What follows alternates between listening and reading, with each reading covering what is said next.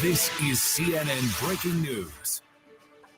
Good afternoon. Thank you so much for joining me. I'm Danny Freeman, sitting in for Frederica Whitfield, and we're beginning this hour with breaking news. A mass shooting at a Mormon church in Michigan has left one person dead and 9 others injured, including children.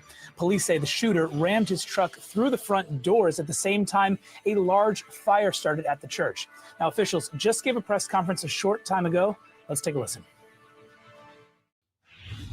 Here to give you some preliminary details on an incident that happened earlier today at 10:25 a.m. within Grambling Township. First off, I'd like to say our thoughts and prayers go out to the victims of this incident, which is completely unnecessary and avoidable. The incident that we're going to talk about here today, as I said, was happening at 10:25 a.m. at the Church of Jesus Christ of Latter-day Saints, which is located at 4285 McCandless Road. During this incident, what we know right now is that a 40-year-old suspect from Burton, he's a male, he drove his vehicle through the front doors of the church. He then exited his vehicle, firing several rounds at individuals within the church. 10 gunshot victims have been transported to local hospitals at this time, including one who has been deceased. Officers who were trained immediately responded to the area. One was a DNR officer, and then one was a Grambling Township officer, where they met the suspect and they engaged in gunfire with that particular individual, neutralizing that suspect, and that suspect is no longer with us. As I said, it is a 40-year-old male from Burton. During all this incident as well, there was a fire that occurred, and we believe that was deliberately set by the suspect. We do believe that we will find additional victims once we have that scene secure. That fire was just extinguished by the Grambling Township Fire Department within the past hour. So where we go from here is we have investigators. We're going to do search warrants on the suspect's residence. We're going to find out if there was a motive. We're going to go through cell phone records, things like that. We had the FBI, they're devoting 100 agents to this area, because as you can imagine, there's a lot of witnesses that were within the church, and that is a lot of witness information. Still hard to comprehend. Shortly after we learned about this, we sent somebody down there. We were able to speak with somebody at the scene who actually survived the mass shooting, and they're giving us their firsthand perspective. Take a listen to that. And you were shot today. Shot at. Luckily, yeah, the windshield, this is just shrapnel from the windshield that was as he shot at our car as we were trying to drive away. And that's your car, the purple one? Yeah, the maroon Flex. Yeah. I got a picture of it, or a little video of it. Tell me what was going through your head as that kind of was transpiring. Honestly, get my wife away and find my son. So your son wasn't with you. Do you know where he was? Sorry, that makes me want to more. He was in another vehicle. We were on the phone with him. He was ducked down in another vehicle trying to just lay low. And you ended up getting in contact with him, and he was okay? we were actually on the phone with him when the shooter came out the door, and then that's when I just put pedal to the metal to try to get out, and that's when he started shooting at our vehicle, and that's what we saw there. And tell me what led up, like what did you see leading up to your windshield kind of exploding, or the bullet coming through? Church had started at 10 o'clock. We had our opening congregational hymn. We were getting ready to take the sacrament, and we heard a loud bang. And then we saw that the front wall, so the front part of the chapel, the wall was cracked. And so we at first figured somebody accidentally had done something. So we started rushing out to go help. And then as soon as I saw the American flags on the truck, and that it was on purpose, and somebody yelled that it was on purpose, I started trying to get people out of the area and away, to disperse away. And I guess how soon, from you getting injured, did you realize that you were getting shot at? Like, did all that happen first and then you got shot at? No. So yeah, all of that happened first. Okay. And then I was kind of trying to gather people, trying to find my wife. I ended up finding my wife, and then we went to our vehicle. We called our son, found out he was in another car. I was trying to go to get to that car so that I could get him in the vehicle. There were some elderly ladies and some sisters in our ward that are in our congregation that we brought into our vehicle so that because they can't run very fast, and so we wanted to make sure that they were safe. As soon as I saw the door open with the shooter and with his rifle, that's when I tried to drive away, and that's when he shot at us. And so there was multiple shots, probably a few dozen before that even happened. I didn't see anybody else get shot. I'm aware, from what I know, there are people that were shot, and some that, at least one that I know of, that was killed. And Breaking news from CBS News Detroit. The shooter is down. We do have multiple victims. The entire church is on fire. A suspect rams his car into a church, gets out, and starts shooting. At least 2 people are dead, 8 others are injured. One of them in critical condition. Thanks for being here today. I'm Terrell Bailey. Now, this happened at the Church of Latter-day Saints in Grand Blanc around 10:30 this morning. Police also alleged that the shooter set the church on fire. That fire was eventually put out. Multiple agencies responded to the scene, including Grand Blanc authorities. Police say they were there within 1 minute. The suspect got into a shootout with police, and he was killed in the parking lot. We are specifically trained to go right to the threat in an active shooter situation. And I'm proud of my guys and the DNR who responded to this scene, who immediately took that suspect out, so there was no additional victims. So it was a great job by our staff.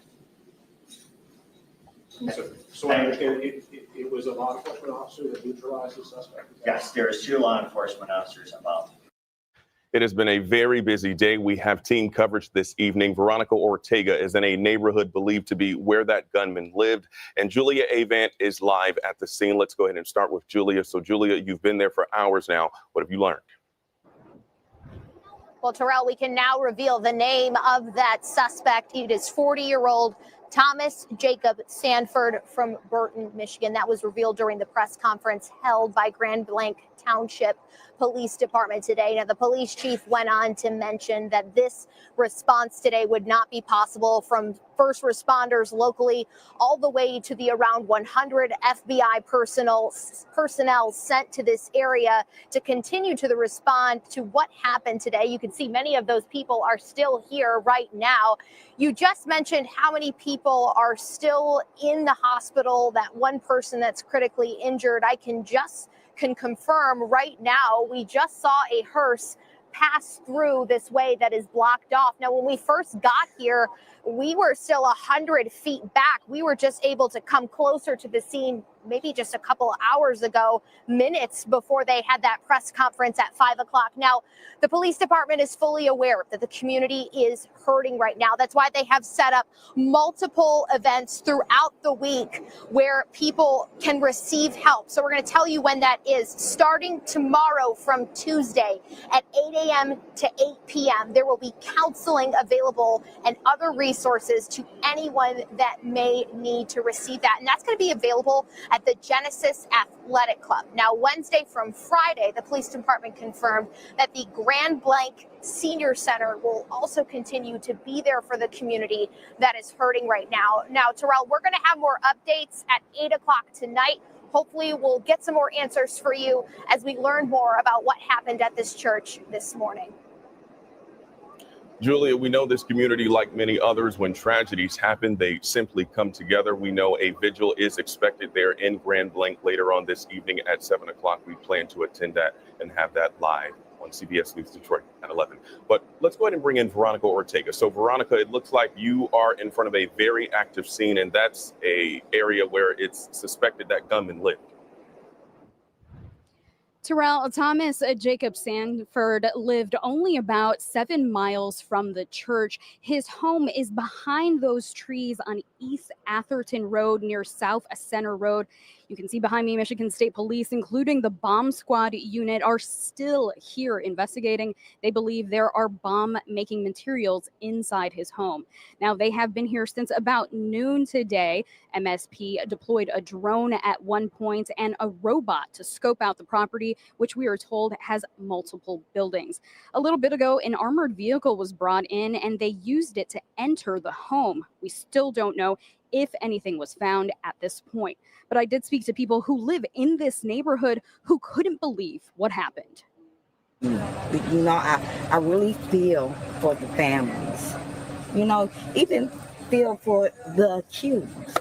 You know, it's just sad. It's really sad. Really sad situation. You know how some families, just lives are destroyed 2.2 seconds.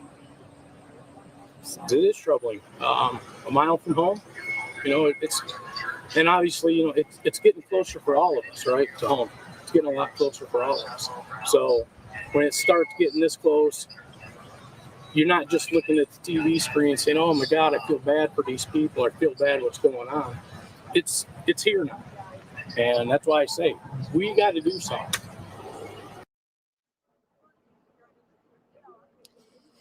Now, several of those people still have not been able to go home yet, and they might have to wait a little bit longer. Michigan State Police told us they anticipate being out here for a few more hours. We'll continue to keep you updated and bring you that information as soon as we learn more. Live in Burton, Veronica Ortega, CBS News, Detroit. Just a sad situation. That woman was right. You know, lives are ultimately destroyed within seconds. Veronica, thank you. Now, I spoke with the Oakland County Sheriff, Mike Bouchard, moments ago. His deputies responded today. He says this is the fourth active shooting they've responded to in 4 years. Well, the most important thing that, you know, we keep stressing is that people in all of these situations, when I've studied them across the world, there's always someone that saw something or heard something that was distressing or disturbing, suspicious, scary, whatever the adjective is. They saw it or heard it, and it wasn't shared robustly enough so that there could be intervention. A message of concern coming from the Oakland County Sheriff. Meantime, though, across the country, reactions are coming in. President Donald Trump issued a statement saying, quote, I have been briefed on the horrendous shooting that took place at the Church of Jesus Christ of Latter-day Saints. The FBI was immediately on scene and will be leading the federal investigation and providing full support to state and local officials. The suspect is dead, but there is still a lot to learn. This appears to be yet another attack on Christians in America. The president goes on to say, pray for the victims and their families. This epidemic of violence in our country must end immediately.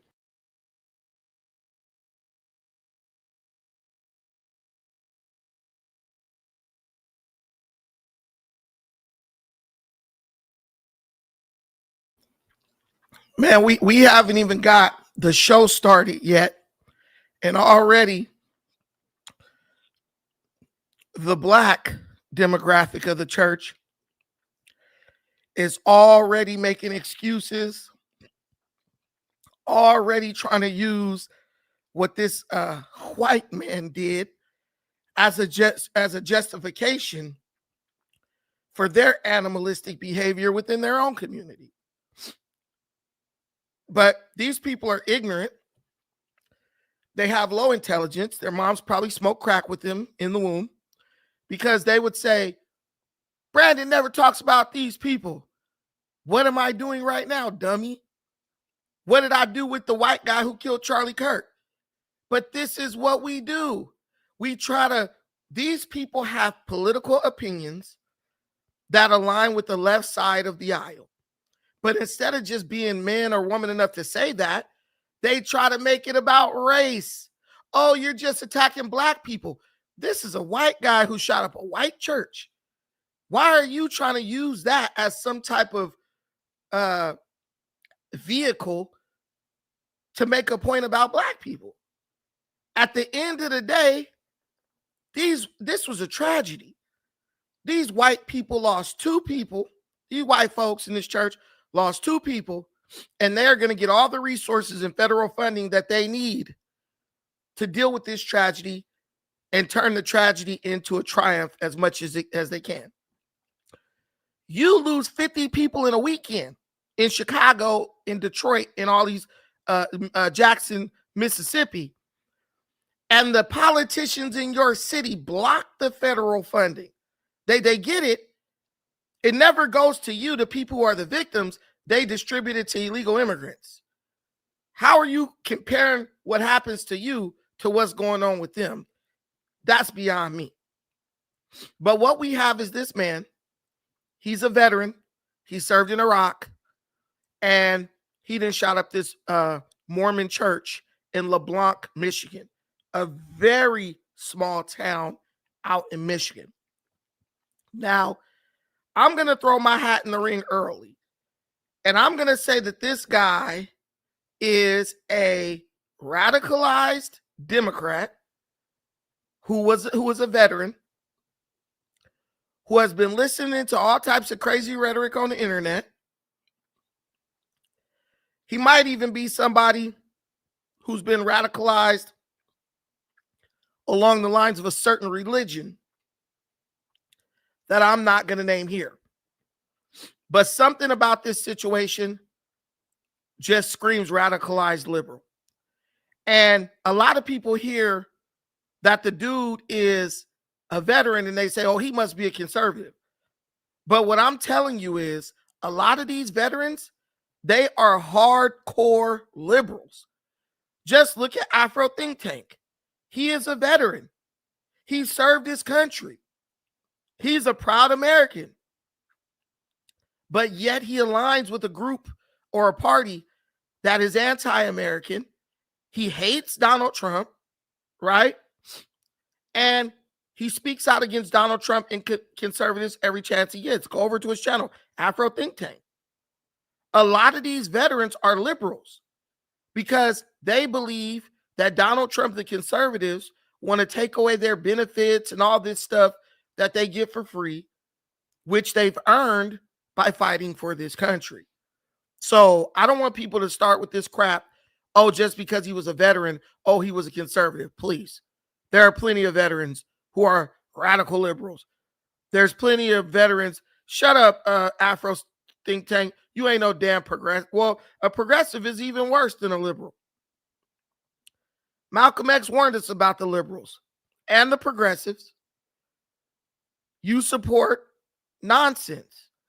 Men and women's bathrooms, LGBTQ radicalization. And I wouldn't even say you support it. I would say that you're more or less like, oh, it don't matter. It don't matter. It don't matter. It don't matter. Even when they start smoking people, it don't matter. It don't matter. It don't matter. Because there's something you think you're going to gain by voting for Kamala Harris to let 20 million illegal criminal alien migrants into the country. We know the politics, right? Progressives are liberals, even more extreme liberals. And I'm thinking that this guy was a progressive. You got these liberals and these radical liberals. They're claiming they're the true patriots. So the American flags don't make me think anything. I'm just looking at who's more likely to get hyper emotional and go run up into a church and hurt somebody, right? That's the reality. And you want me to tell you something? A radical liberal, in my opinion, is the same as an Islamist, a radical Muslim, because you guys all use the same type of reasoning to justify committing violence against Christians and any other vulnerable group in America. I think this was political. I think this guy is Trump deranged. I think this guy is radicalized.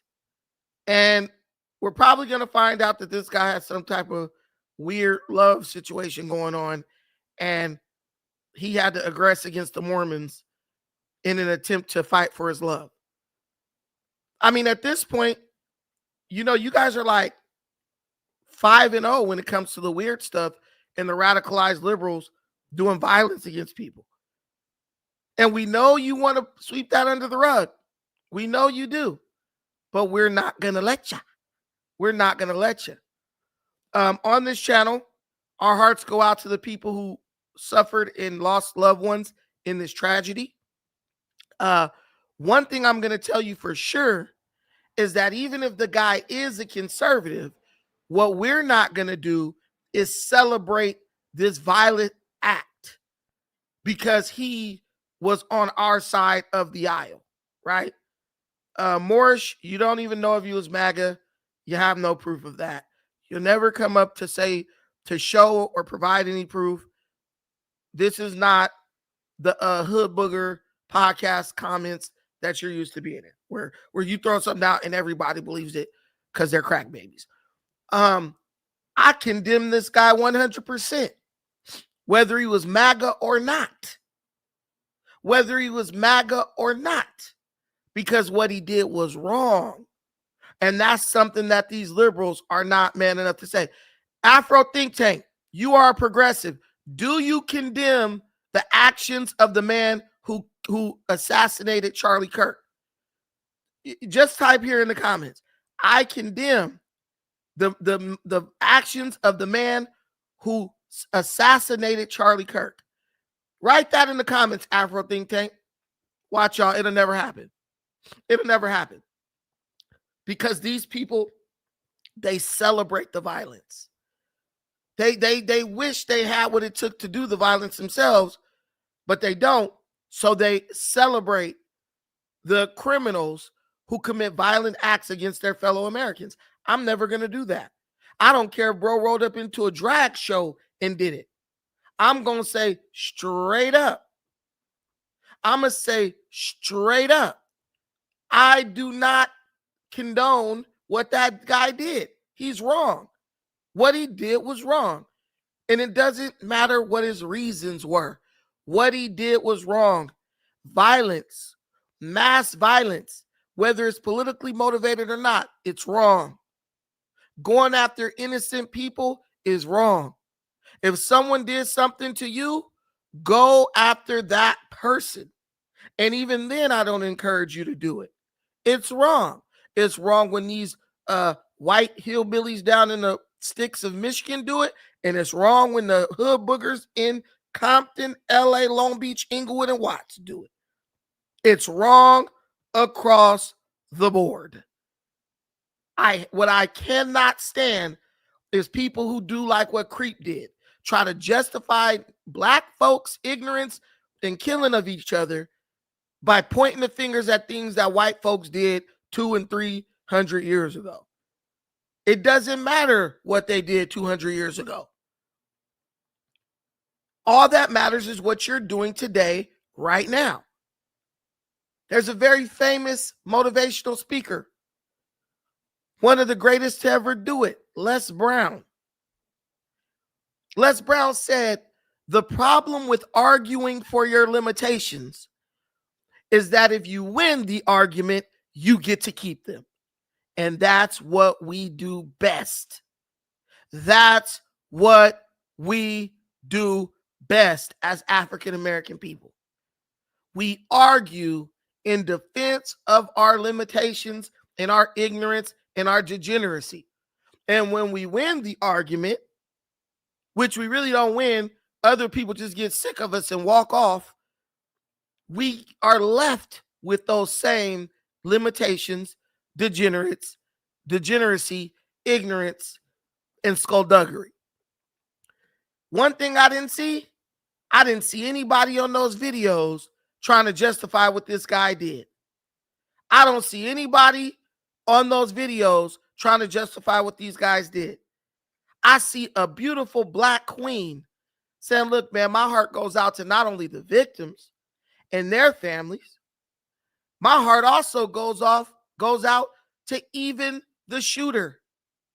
You know what she said reminds me a lot of Erica Kirk. She said the same thing. She said, I don't just feel bad for the victims and their families. I feel bad for the shooters, even the people who committed the heinous act.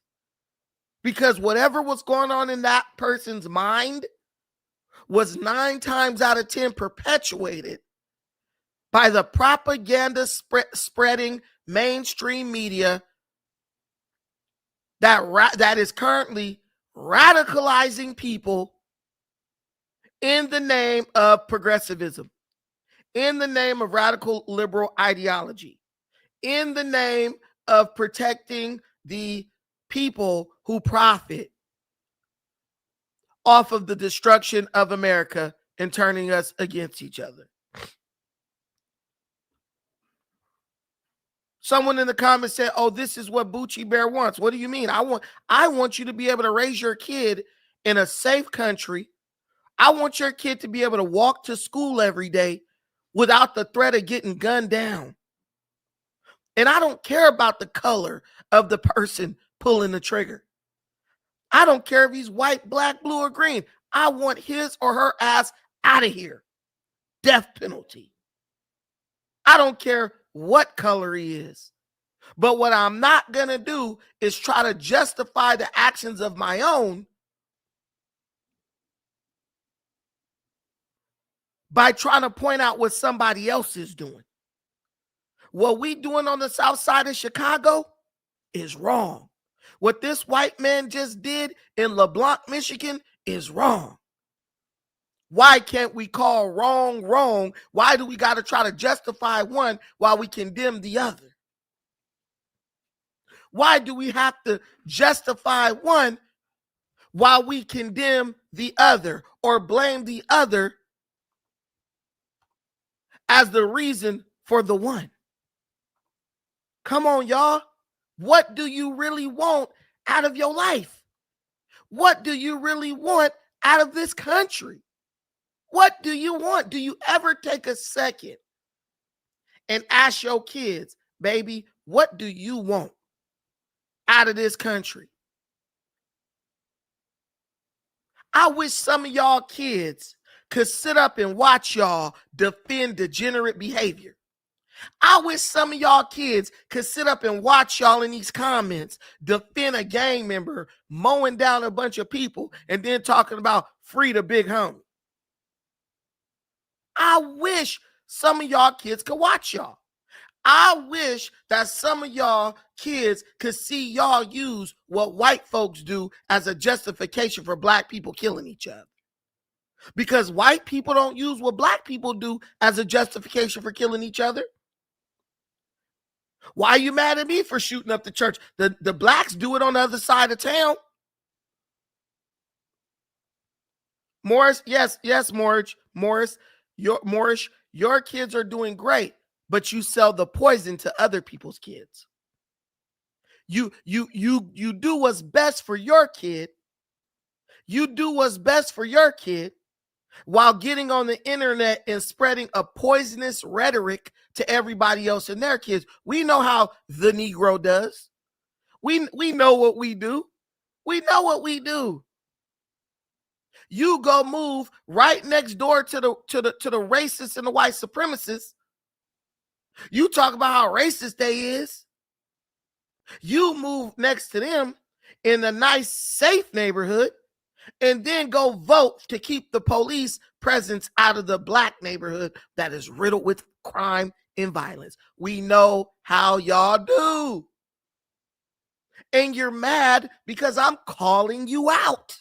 I'm calling out your mama for being no good and raising your no good ass. I'm calling out your daddy for fucking your no good mama and leaving her before she delivered your no good ass. I'm calling out your whole freaking family. I'm calling out your granny for not swallowing the seed that came out your granddaddy that created your damn no good mama that led to you getting here. How about that? I'm treating you like what you acting like. I'm treating you like what you talking like. And if I had an opportunity, the Klan wouldn't get you because I string you up before they ever got up out the bed in the morning because you're no good. You're a cancer to your community and you need to be eradicated. Oh, I call them out every day, baby. I call them out every day, baby.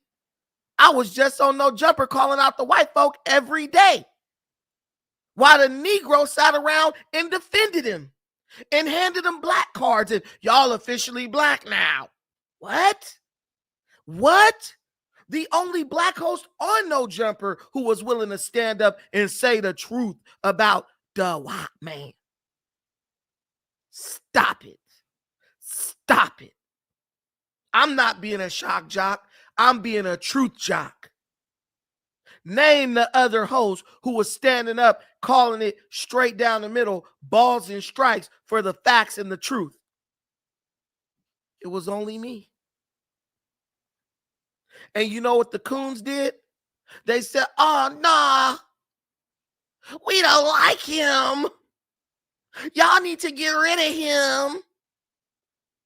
Y'all need to get rid of him. I can't stand him. He is so annoying. It was black folks doing that.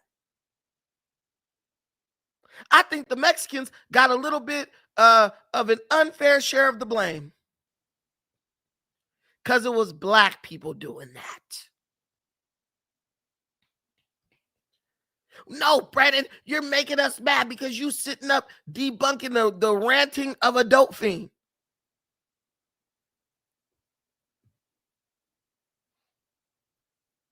Here we go. You still coming back to white daddy after all the disrespect? Shut up. You work for a white person, coon. You're probably married to a white lady. I'm not saying there's anything wrong with that if you did. But ain't it funny how the most swirling fools get up and try to be on the internet acting like they just pro blackity black inkwell, darker than the other side underneath the bed black? It's always them. It's always them. It's just like that dude that I showed y'all that video of. He had Malcolm X and Marcus Garvey and everybody else tattooed on his ass, and he rolling up in there with a white girl. And if that's what he wants to do, that's his right to do that. But why are they always trying to call somebody out on their blackness? I didn't disrespect the Snow Bunnies. I had one in high school, and she was good to me. I ain't gonna lie. I ain't gonna hold you. But that was my first, and that was my last. That was my first, and that was my last. No, a couple for recreation. Let me stop. A couple for recreational purposes. But I didn't go marry a white girl and then go jump on the internet talking about how racist white people are. You know how stupid you got to be to do something like that? I got a black fool right now. His name is Prince. He on TikTok. Sitting up talking about lecturing people on white supremacy while he's laid up with the white girl. Married with kids. I'll tell you something. If you lay up and make a baby with a white person, that baby is half white. So when you speak against the white man, you're sinning against your own flesh because you done laid up and made a half white, half black baby. Ain't nothing wrong with that. I'm not condemning that. I'm not saying that you're wrong for doing that. All I'm doing is pointing out the hypocrisy of constantly calling white folks racist while you laying up making babies with them. Kick me in the nuts and lay me down on the floor before I reach that level of hypocrisy, please. Bury me 12 feet down so the raccoons can't get to my body before I engage in that level of hypocrisy on the internet.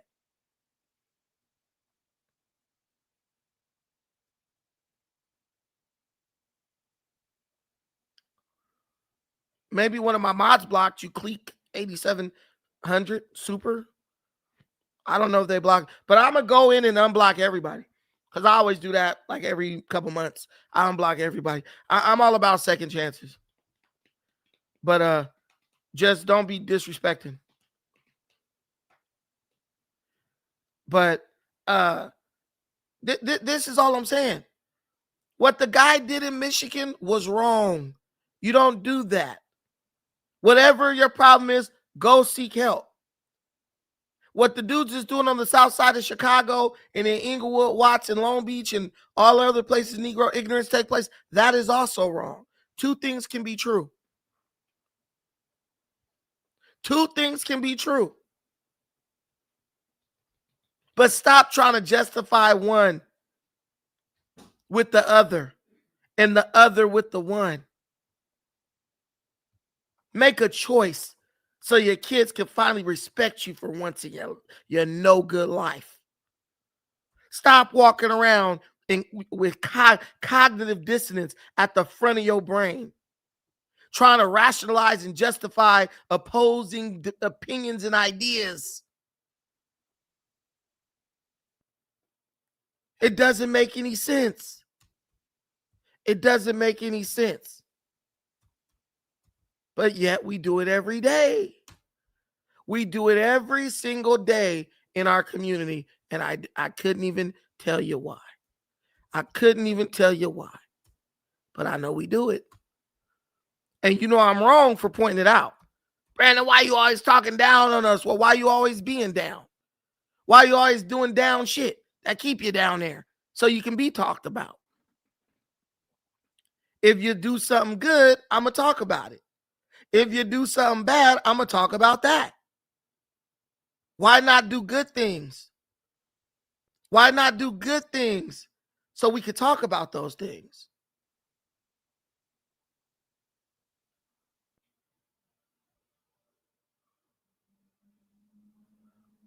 Let me tell you something. We in here on Sunday, and whenever I talk on Sunday, I call it a sermon. Y'all swear y'all Christians.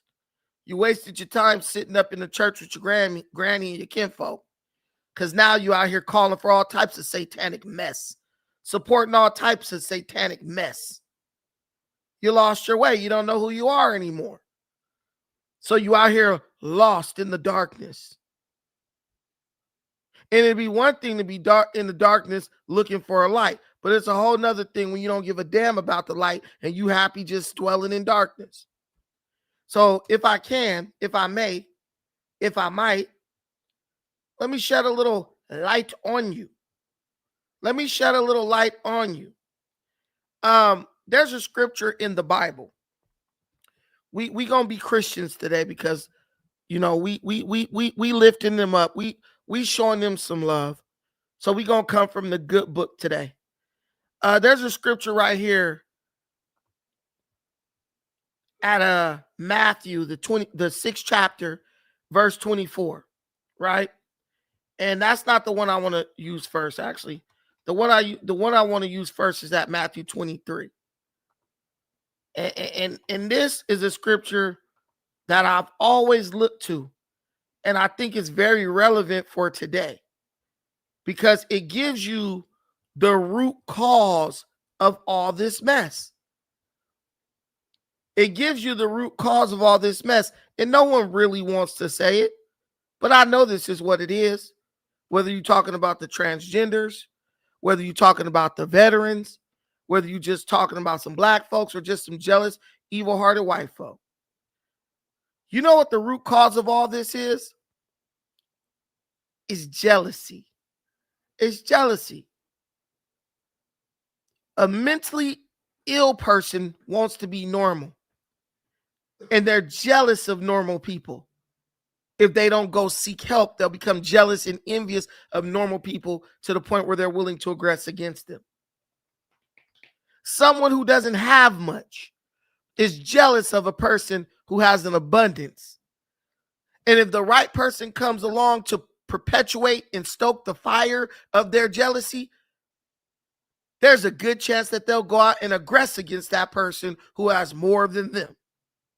And that's what we're running into today. You even have women who are jealous of men. And so they go online and be out in the street hating on men, saying we equal, we can do whatever a man can do. And they live their life to tear down men like Tam on No Jumper. And then you even got men who are jealous of women. They wish they had a vagina. You see it with the transgender. So what they do is they sit up and they go and talk down on women all damn day. And if the right person comes along to perpetuate their jealousy, they will even get up and go out and aggress against the person or group of people that they're jealous of. It's all rooted in jealousy. And Jesus said it best. At Matthew, the 6th chapter, verse 23, he said, but if your eye is envious, that's another word for jealous, your whole body will be dark. If the light that is in you is really darkness, how great the darkness is. But see, before that statement, you know what Jesus said? He said, keep your eyes simple and your body will be bright. And that's where we've fallen short as a group of people. And I ain't just talking about blacks. I'm talking about Americans, period. We have had so much success in this country that now we are splitting on a foundational level because of jealousy. He got something that I ain't got. She got something that I ain't got. She gets some privilege that I don't get. And our envy is consuming us. And what it is consuming us to the point that whatever light that we got in us is being drowned out and replaced with darkness. That is what's going on right here, right now. Anything you see happening today, I promise you, follow the trail of crumbs back to the core, and it's rooted in jealousy. It is rooted in jealousy.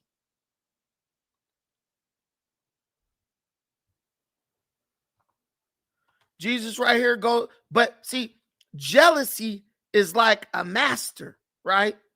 It's like when you go out and you commit murder and stuff in the name of this mess, right? What you're doing is you're serving a type of God, the God of jealousy and envy. When you act on your jealousy, right? It's like it becomes a God to you. And everything you do is overshadowed by this jealousy, right? Think about it. Look at the people out here in the street mad at Donald Trump and stuff. Look at the Democrats. They're jealous of Donald Trump because Donald Trump won the election and they didn't. So you know what they're going to do? They are ready to destroy this country by radicalizing mentally unstable people. And radicalizing them to the point where they are willing to go out and aggress against other Americans, even kill them. All because they're jealous because this man won the election and they didn't. It has become their God. It has become their master. I'm going to read the first part of this scripture found at Matthew 6:24, the next verse. It says right here, no one can slave for two masters. For either he will hate the one and love the other, or he will stick to the one and despise the other. Black folk, white folk, whatever you want, but I'm really aiming this at black folk. Which master are you going to serve? The master of degenerate black ignorance or the master of unbridled black excellence? You decide. Do you want to live in a community where opportunities abound and black people are thriving? Or do you want to live in a community with a bunch of doped out drug addicts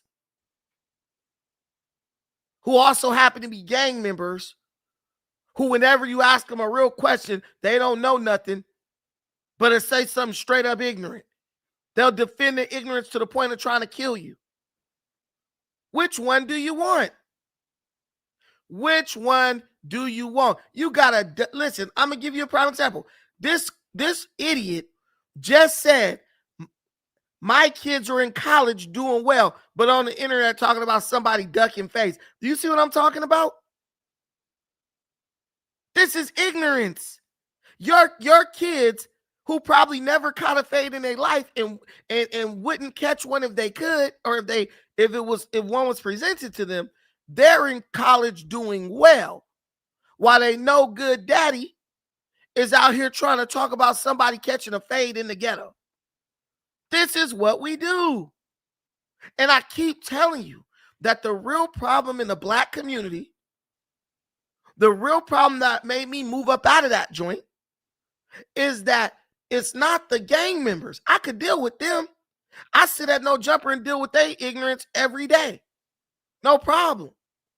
It's the people who know better, who sit up and perpetuate the ignorance. Look at this fool, Morris McGee. He just told you that his kids are in college doing well, but he spends his days on the internet encouraging black men to aggress against other black men and condemning and criticizing them if they don't. See, his kids are going to be fine. For them, he wants everything good, but for you and your kids, he want to see you throw your life away, potentially get killed. This is what we're dealing with. This is what you call a gatekeeper. Someone who will go through the gate themselves, but then they'll break the lock off. They'll break the key off in the lock so you can't go through the gate.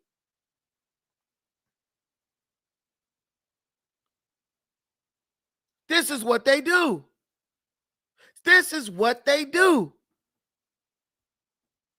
This is when the person say, oh, it's okay for me to kill another black man because the white man did it. And then they go out and make millions and millions of dollars working with the very same white man. It will block your ass from having access to the same opportunity they got. What they're trying to tell you is, look, darky, this violence-riddled neighborhood, this crime-ridden neighborhood, this dope-filled, infested neighborhood with these smokers and these bums and these baby mamas and baby daddies and Pookie and Ray Rays, this is what's good for you. This is good enough for you. It ain't good enough for me, but it's good enough for you, and you should be happy with it. That's what they tell you.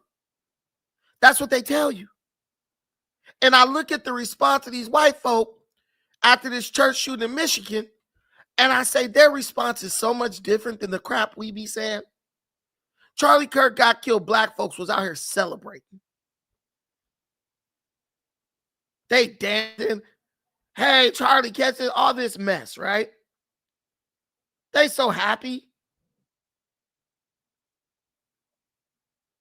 These white folks, they acting like savages. They are in mourning over the loss of their people. Whether it's the church members or the shooter. They're sending those resources down there so they can get the help they need. And because Michigan is what? Isn't it a red state? Red state, baby. The resources will get to those people who need them.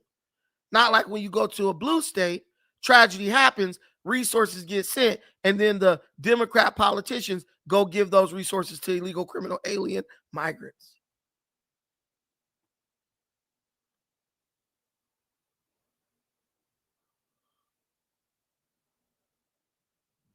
Whichever way, Daniel Beverly, the message still applies. The message still applies. What No Jumper stuff? If you trying to hear about that, get the hell out of here, Amanda. No Jumper talk about the same thing all week. Haven't you heard it enough? Michigan is red. Michigan is red.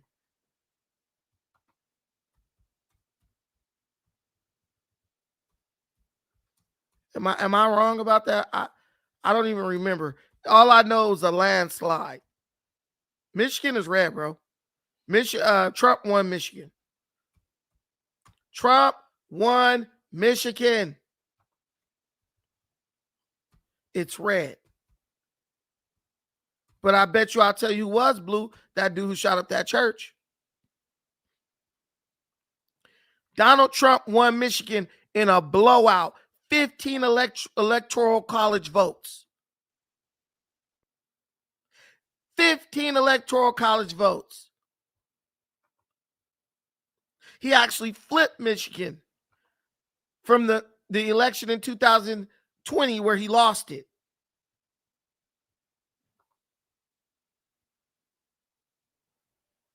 Trump got 49.7% of the vote in Michigan.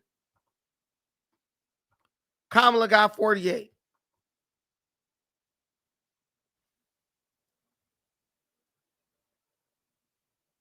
Michigan flipped. And they're better off for it. They're better off for it. But what happened in Michigan is a tragedy. And I believe that this points to a bigger issue that is unfolding around the globe, where I believe that there is truly an attack on Christians. I believe that there is a concerted effort to attack Christians globally. Why do I think that? I think that because if you look at what's going on, all these shooters and all this stuff, they ain't going up in the public places anymore. They're going straight to the churches. Why would you do that? If you're like, yo, I want to shoot something up, why would you pick a church? What do you gain from shooting up a church? And I believe that the radical extremist liberals are in cahoots with the Islamists globally, and they are all working every day to commit a genocide against Christians. That's what I think. Because if you look at situations like what's been underreported in Nigeria, where 7,000 Christians have been slaughtered by radical Islamists, right? No one's even talking about it. CNN won't even talk about it. And this has been going on for several years. And no one wants to talk about it. I wonder why. I wonder why. Why doesn't anyone want to talk about this? That's my question. Could it be the same people who are screaming for justice in Gaza hate the conservatives? And the people who over here screaming for the right to mutilate the genitalia of children hate the conservatives as well. The only person who's going to stand up against an Islamic radical is a Christian. And the only person who's going to stand up against a 6'5" linebacker in a dress to keep him out of the women's bathroom is a Christian. It seems to me like Christians are standing in these people's way and they're okay with getting rid of them. That's just what it seems like to me. But I could be wrong. I could be wrong. A massacre includes graphic images of people being burned alive, families attacked, and homes destroyed in Yelawata, Nigeria. That very day, it was raining. So, planning herdsmen, they invaded the community and claimed so many lives. Around 12 midnight, we started having calls from Yelawata that the Fulanis have come and they are killing, burning. Friday night, I was sleeping in my house. See my house there. I come here, they shoot gun. Later, they come, they break this house. Where my brother is sleeping here with his children. Thereby, they come, they kill people. They were breaking the house. Say, Allah Akbar, Allah Akbar, Allah Akbar. These first-hand accounts gathered by Truth Nigeria journalists describe the ongoing atrocities in a terror campaign to eradicate Nigeria's Christians. So you got ignorant people. It's not Muslims because Kanye West told you. What are you talking about? Yeah, it is. I don't know why we do that. Ignore the facts just so we could feel better about a situation. Omitting the facts and ignoring the evidence so you could feel better about it doesn't stop it from happening. It doesn't stop it from happening. You think these people lying? They've been living over there in Nigeria with these Fulani herdsmen and stuff like that for centuries. They know what they're doing. If it was a white man, they would have said, oh, it's a white man. They know who's doing it. They know the ethnic group that's responsible for it and the religious group that's responsible for it. But we got to dismiss what they say while they do the dying so we can keep ignoring it.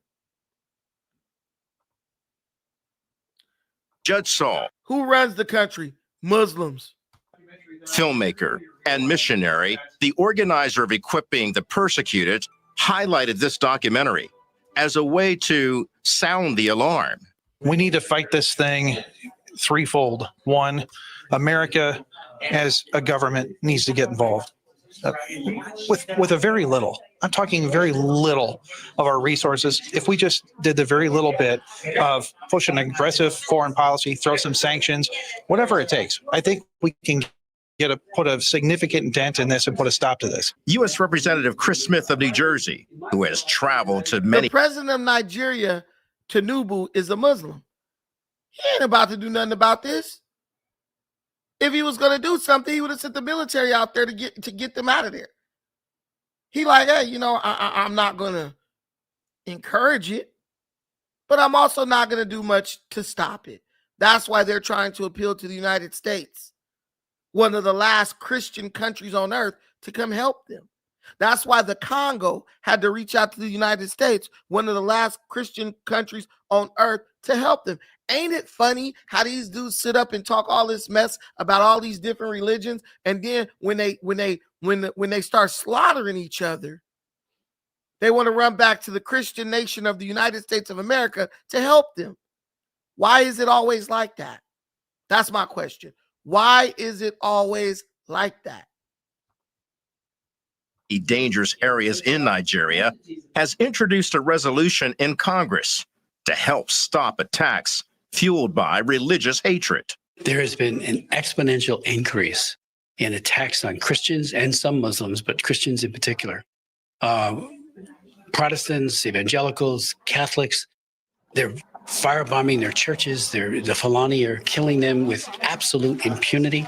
We've called on the government in Abuja and the president several times to do what governments do, law enforcement, use the military if you have to, but stop this genocide and do it now. The resolution points to Nigeria's government's apparent open border policy that allows almost free access to the country. Fulani militants and ISIS-linked extremist groups from neighboring countries take advantage of this policy to carry out mass murder, rape, and kidnappings. We're also calling on President Trump to reissue, which he did in his first term, the designation of country of particular concern. And that then gives the president wide latitude to impose sanctions. It's an excellent bill when it's used properly. It gets the attention of all the policymakers, in this case in Abuja. It says, we're not kidding. During a White House press briefing, I asked Press Secretary Caroline Leavitt about the crisis in Nigeria. And do you know if there's any action that the president will take? I'm not tracking a call between the president and the head of Nigeria. I know the president wholeheartedly condemns the persecution of Christians or, frankly, of people of any faith all over the world, but I don't have any updates for you in terms of sanctions in this part of the world. Looking beyond any government response, Judge Saul is calling on the church and Christians in America to stand with the persecuted in Nigeria. They need to pray. They need to be a voice for the voiceless. They need to be a voice for our persecuted brothers and sisters. Kelly Wright, CBN News. Well, whatever pressure we can put on the Nigerian government, we need to put it on the Nigerian government. They're the one responsible for the safety of their own citizens, and to let these armed groups have sort of free reign in the northern part of Nigeria makes no sense. And I don't understand that these sort of continual struggles coming out of Nigeria. You need to establish law and order in your own country. You can't have your women, your girls kidnapped. You can't have people murdered in the streets. You can't have these churches burned to the ground. All of that is happening, and it's happening on their watch. So whatever we can do as United States citizens to petition. Here we go. Come on, Valid Truth. You coming in with the ignorance. I'm Nigerian, but all this is propaganda. Both Muslims and Christians are suffering the same fate in northern Nigeria. They clearly said some Muslims, but mostly Christians. We know that Muslims will attack other Muslims. If they're trying to set up a caliphate, and there are Muslims who are moderates who are like, we are willing to live in a village with Christians or work with Christians and work at a job with Christians. Yeah, the caliphate, the terrorist group has to get rid of those Muslims as well. There were Muslims taking out Muslims in Iraq, Afghanistan. This ain't nothing new. So how is this propaganda? You're just calling it propaganda because you don't like to hear it. It's tough to hear that your country is under threat of being torn apart because your president is allowing violent terrorist groups to roam the northern region of the country.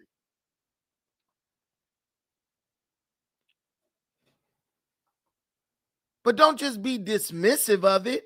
Oh, it's propaganda. They literally said that. I just heard it. It's anti-Fulani propaganda. These white guys give a damn about Fulani, Yoruba, and freaking Igbo enough to be like, yeah, we're going after Fulanis. Dude, I got Fulani in me. Pause. But I understand how Fulanis are. Not saying all Fulanis are like that, but there are some violent, radical Islamist Fulanis up in West Africa. And they chopping shit. Daniel Beverly, you're an idiot.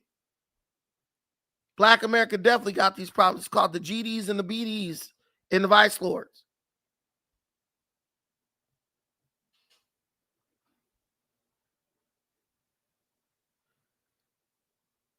I only blame the black community for what the black community does.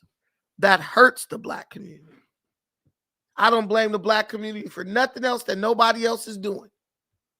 But let's be real. The black community don't want to be held accountable for nothing.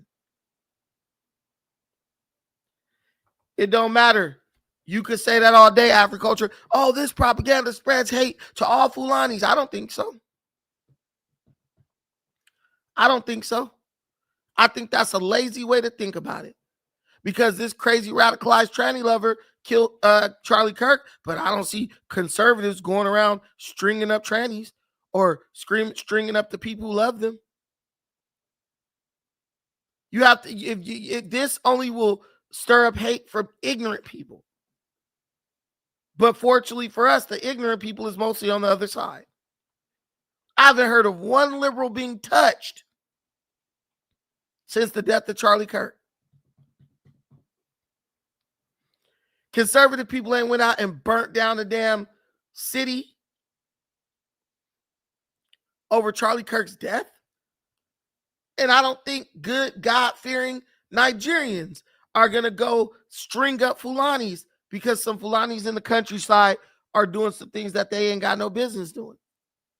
I think that's why they're reaching out to the United States, because they don't want it to get to that point. I'm wrong about what? What am I wrong about? Y'all love saying somebody's wrong about something, but can't never tell them what they're wrong about.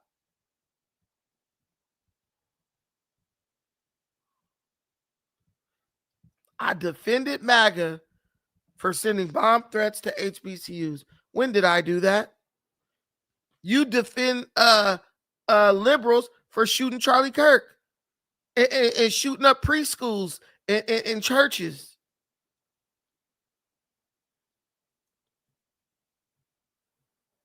Doesn't matter if it's a church or a building.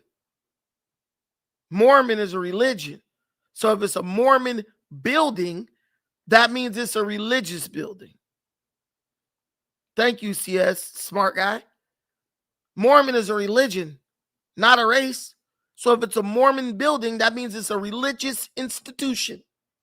Just like if you go to Southern Methodist University, that is a religious institution.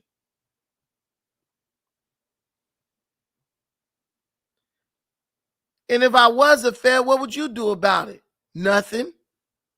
If I was a Fed, what would you do about it? Not a doggone thing. I don't know why black people. Are you a Fed dude? I got a video, some black folks. There was a dude beating up a cop. He was black. These black folks jumped on his ass, whooped his ass, saving that white cop. But black folks swear they got this hatred for the popo. You get in an argument with your girlfriend right now, first person you're going to call is the law. Did this Boone really say this church shooter was a church shooter? Huh? Church shooter was a church shooter. What are you talking about? Brandon, keep it 100. You want to find a way to blame the black community for bro, the black community has its own problems.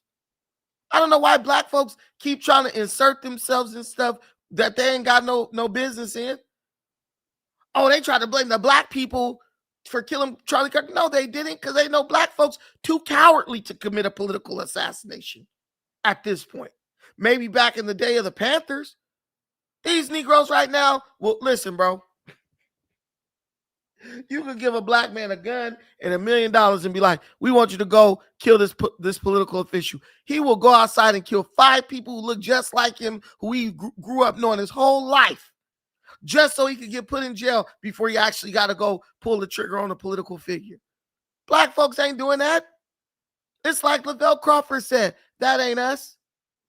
Like when y'all was talking about, if that was us on January 6th, Lavelle Crawford said, that ain't us. That would never be us. Yeah, I'm talking them down. I'm talking them down to the ground. But every bit of it is true. Every bit of what I'm saying is true. And if telling the truth is talking down, well, then test tube, baby. You need to change your perspective on life. I'm always going to speak the truth. Mormonism may be a cult, but all religions are a cult. If you look up the definition of a cult, all religions are cult. Mormons are Christians because they believe Jesus Christ died for their sins. That's what a Christian is. It literally means one who strives to be Christ-like. And I'd rather walk down the street on a dark night and pass 15 Mormons than go walk past 15 Pookies, 15 Glocktavius and Raekwons and Ray Ray. Stop it. You could walk through Utah on foot at 3 o'clock in the morning, and as long as you running into white folk, you good. You see a Negro, you better start running. Feet don't fail me now. Because the Lord is his shepherd, and he knows what he wants, your wallet. That's about it. But guys, I wasn't planning on being here for a long time. This was a special report, so it's not going to run as long as our usual shows. Please join me on Monday, Wednesday, and Friday for the Defiant Brandon show. It's always a good time. Happens around 6 o'clock. I'm probably going to make it an hour earlier so our brethren and sisters on the East Coast can join us and not, be fighting off sleep and missing it because they have to get ready for work in the morning. Who pays your bills Brandon, do you enjoy being a token? The CIA pays my bills. And the FBI and all the white organizations. They pay my bills. Any more questions? They give me a check every week. They call me Agent 00 Coon. No, I blame the black community for acting like they had something to do with Charlie Kirk's death and for celebrating Charlie Kirk's death. That's what I blame the black community for. And that's about it.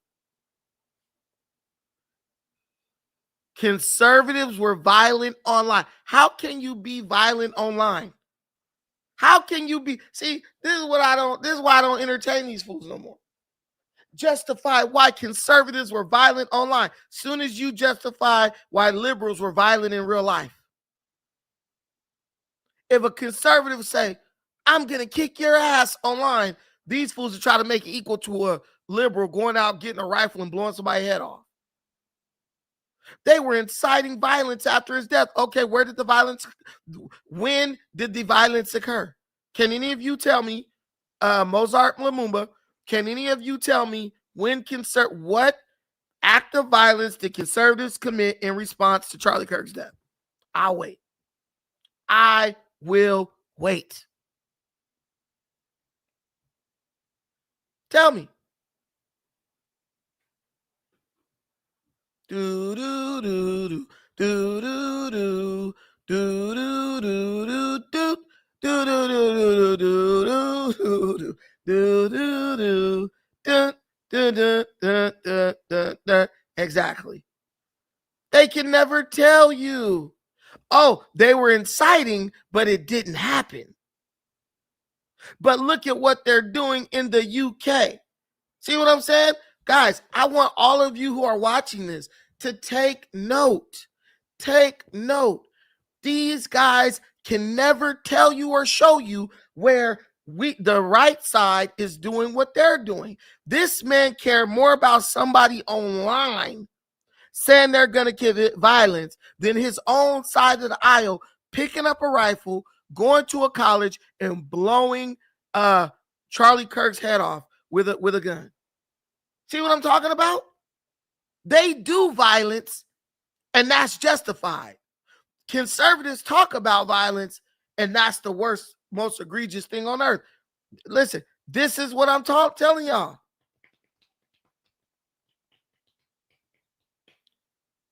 The sleeping giant, the sleeping dragon. They the giant, they the dragon. They're the most violent people on earth because they will kill over words.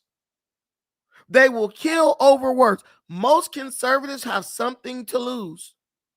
So we're not just going to go throw our lives away trying to aggress against somebody over some political stuff. These people are outside of their minds. This man just said they were inciting violence online. Hey, y'all notice Afro Think Tank never condemned the man who shot Charlie Kirk. He never condemned politically motivated violence. Remember when he was supposed to do that at the beginning of the show? He never did it. Never. Let's give Mozart a chance. Mozart, will you condemn the actions of the man who shot Charlie Kirk and murdered him in cold blood? I'll give you 20 seconds to type in the comments. I condemn the action, the heinous actions of the man who killed Charlie Kirk because he did not like his rhetoric. Look what I just said. Look what I told you. Boom. I do not. He doesn't condemn it. They like that. They want that to happen. These people are wolves in sheep's clothing, and you better know it. You better know it when you go in that voting booth. You better know when they talk about Nazis, Gestapo, concentration camps. They're the ones who gonna put you there. That's why they keep trying to tell you Donald Trump gonna put you there.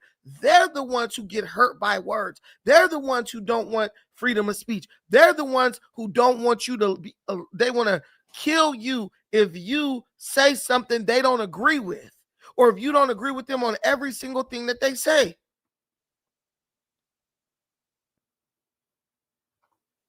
See, neither did you. Neither did you. You deflected to gang violence. Guys, let this be a witness today. Did you not guys hear me repeatedly say, I 1000% condemn the actions of that man who shot up that church? I 1000% condemn anybody who commits politically motivated violence. I condemn Hitler. I condemn Stalin. I condemn anybody who felt that it was appropriate to kill millions and millions of people in the name of any type of political ideology. It's wrong to do that. We have no problem saying that.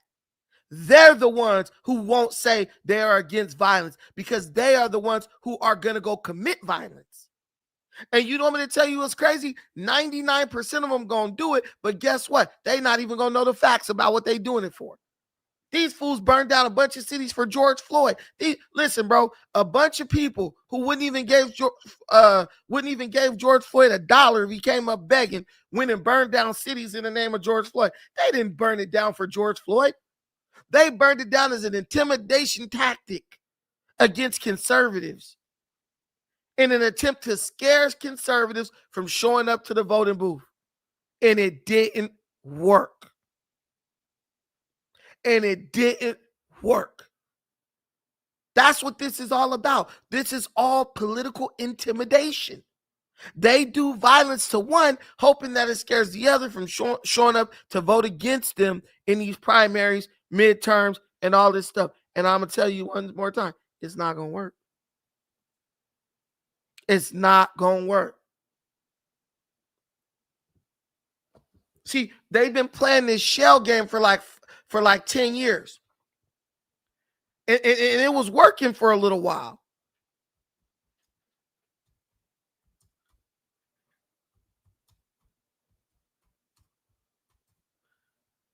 It was working for a little while. But then people got hip to it.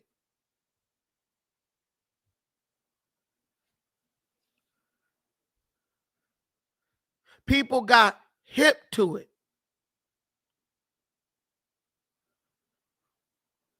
You know the old saying, how it go? You can fool some of the people all of the time and all of the people some of the time, but you cannot fool all of the people all of the time. So it worked for a while. But as is human nature, people started to look around and say, hey, this ain't adding up to what they say it is. And now they're down in the dumps and can't get out because people have woke up to their tactics. They tried to fool all of the people all of the time, and it backfired on them. It's not going to work, and they continue to be dishonest about what they want to do. They continue to be dishonest about what they want to do. But you want me to tell you something? I be over there in their little groups and their chats and stuff. I watch what they want. See, one thing about these people, they'll never tell you what they truly want because they know what they want is so damn diabolical and unsavory that anybody they tell it to who hasn't been indoctrinated like they have will not, they'll look at them crazy. Like, you want what? You want what? That's why they never tell you what they want. What they truly want. They lie to you. They deceive you. They get you on their side while only telling you parts of their ideology. They only tell you parts. They only tell you parts.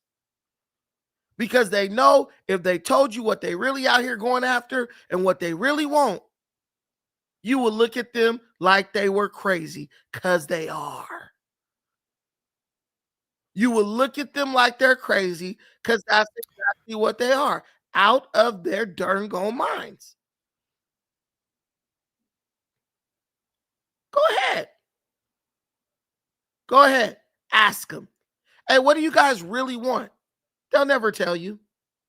So you got to go into their chats. You got to go to where they feel comfortable. You got to go to where they feel comfortable. I'm going to share a little something with you. We never shared this channel on this channel before, but I'm going to show you this guy right here, Kyle Kalinske, the idiot who thinks Jon Stewart, you remember the guy from The Daily Show who got fired? He thinks that this guy should be, Jon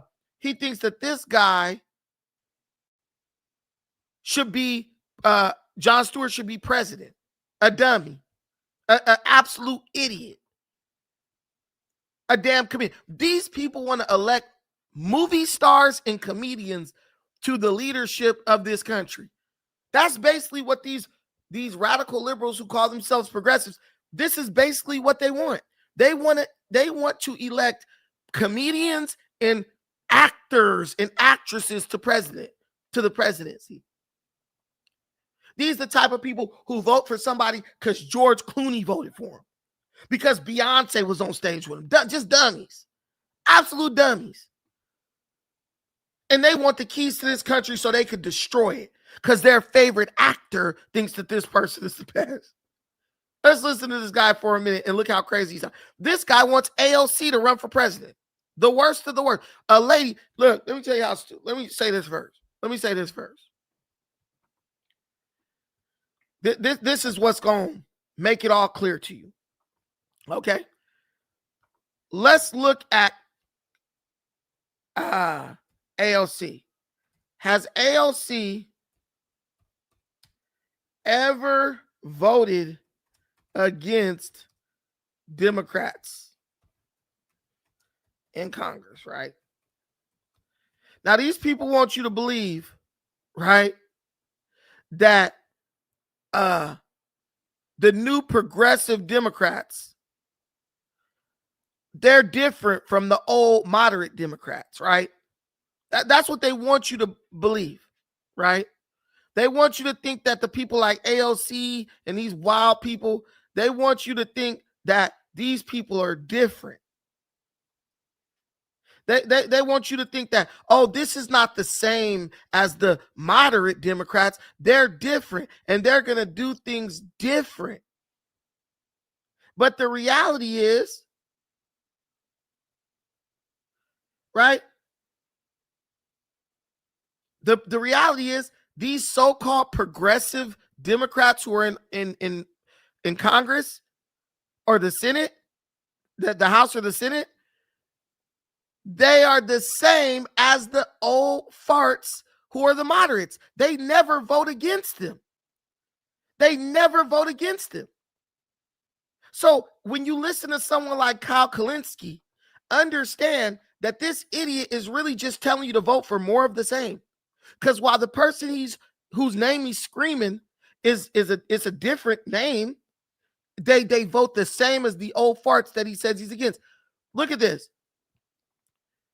Alexandria Ocasio-Cortez did not provide voters with positions on key issues covered by the 2024 political courage test, despite repeated requests from Vote Smart and Voters Like You. This is this is called Vote Smart, where they reveal the truth about certain issues, where you could go learn about it before you vote on it, right?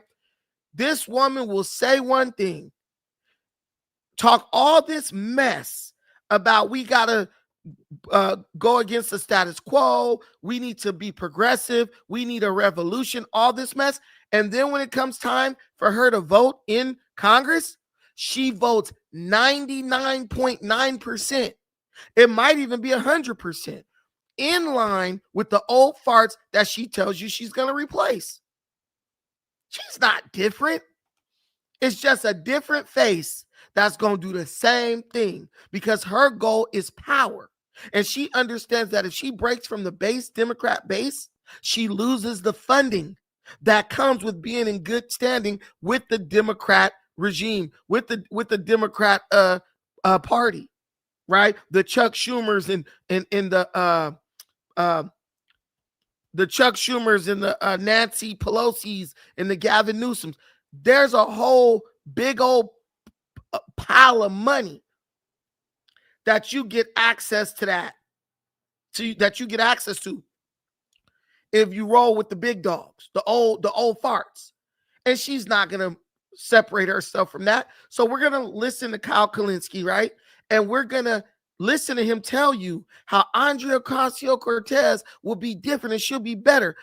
The whole time, this dude knows that she's never going to vote against the moderate Dems. She's never going to vote against her own party. Even if she is radical or progressive and they are moderates, she's going to stay right in line. Yes, she's not even a 7. Andrea Ocasio is like a 5.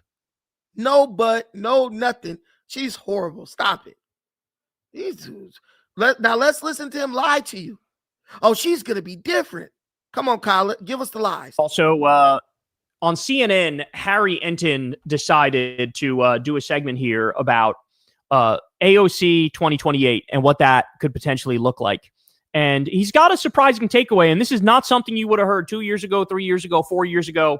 The political landscape has shifted quite a bit, and he's got some knowledge to drop on us here. So let's listen. When Bernie Sanders first ran for the presidency about a decade ago, I just think it's just such a tectonic shift within the Democratic electorate. Okay, early choices for the Dem presidential nominee back in June of 2014. Look, Hillary Clinton was way ahead of everybody with 69%. Bernie Sanders was like in 9th or 10th place with just 2%.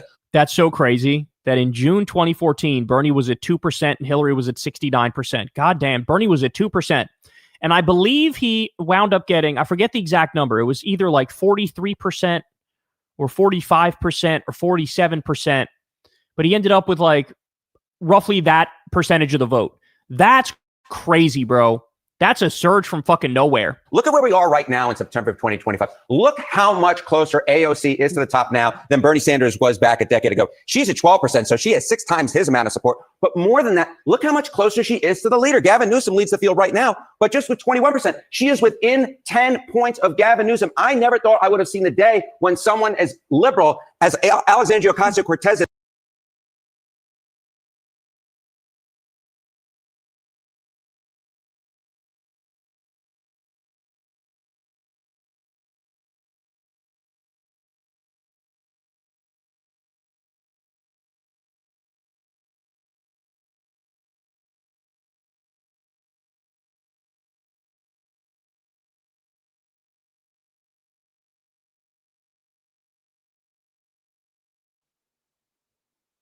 So this lady doesn't even have she doesn't even have 13% of the vote. Gavin Newsom doesn't even have 21% of the vote. Look at what Hillary Clinton had. She had 69% of the vote of the Democrats. Gavin Newsom only has 21%, and Ocasio-Cortez has less than 13%. Because everyone has gone to the other side. These people have lost confidence in the Democrat Party. But he's going to try to sensationalize you and make you think, oh, yeah, people still will vote. They won't. 21%. Hillary has 70%, so she only had to go and fight for like 30% that remained. Bro, Gavin Newsom, if he was the nominee, will have to fight for 80% of the vote he's supposed to get. Understand that. He has to fight for 80% of a vote that he's supposed to get automatically. He doesn't stand a chance in hell. But Kyle Kalinske has to make you think that they have a chance, so you'll keep watching this horrible show. It's really disingenuous. Is to the leader. And then people keep talking about AOC is cute. This lady is ugly. That's cute to you? This is cute to you. Y'all dudes is out of y'all mind. That's cute.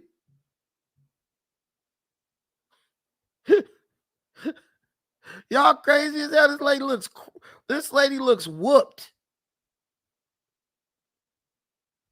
Is she cute to you because she's on TV? Please let me know. This is beautiful to you.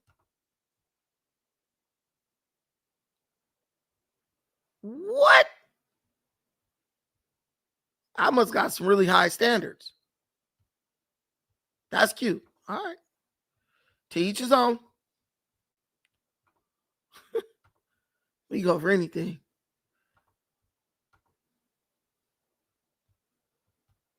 But listen to this guy.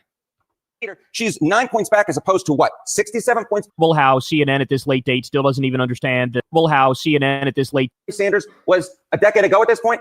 This shit is wide open, bro. It's adorable how CNN at this late date still doesn't even understand the difference between liberal. This is wide open. The leading candidate has 21% of the support. And leftist. To them, leftist just the leading candidate has 21% of the support of his base. And the second candidate, the runner-up, has only 12%. And he's like, this is wide open. What? Wide open for the Republicans, you're right. Means that you are very liberal. Like, that's, it's how people talked about politics in like 2008, right? Like, it's just very, I don't know, it's adorable. Like, they're so far behind the times, they don't even understand like the terminology that's used now. Anyway, it's wide open. That's my takeaway from this. I mean, yes, AOC absolutely has a shot, but also it's wide the fuck open. You could have somebody at 0% now who comes out, and in the same way Trump broke the Republican Party and barnstormed through, I could easily see that happening on the Democratic side now. In fact, I think it's likely to happen like that. If we thought Bernie Sanders was a long shot back in June of 2014, at this particular point, AOC, yeah. So, it's like, bro, we need a revolution. We need left-wing Democrats to come in here and show the way because these centrists are not fucking doing it right. They're too pro-establishment, et cetera, et cetera. People just weren't there yet. The base wasn't there yet. Now they're there. They're all fucking there, just waiting. Like, yes, somebody do a tea party of the left. Dealing with a party base that wants to throw out the old and bring in the new. So they want to throw out the old and bring in the new, right? How are they going to do that? By picking someone who votes 99.9% with the old and wants the money that the old people, the old Democrats have, so that she could have a chance to win a campaign. It's like somebody taking a pair of shoes you already own and you wore and beat up, taking those shoes, put them in a new box and giving them to you for Christmas. These are the same old shoes. Why are you trying to give them to me like they're new? This is ignorant. And the worst part, that's not even really what I want to show you. What I really want to show you is the comments. Because I watched this video the other day.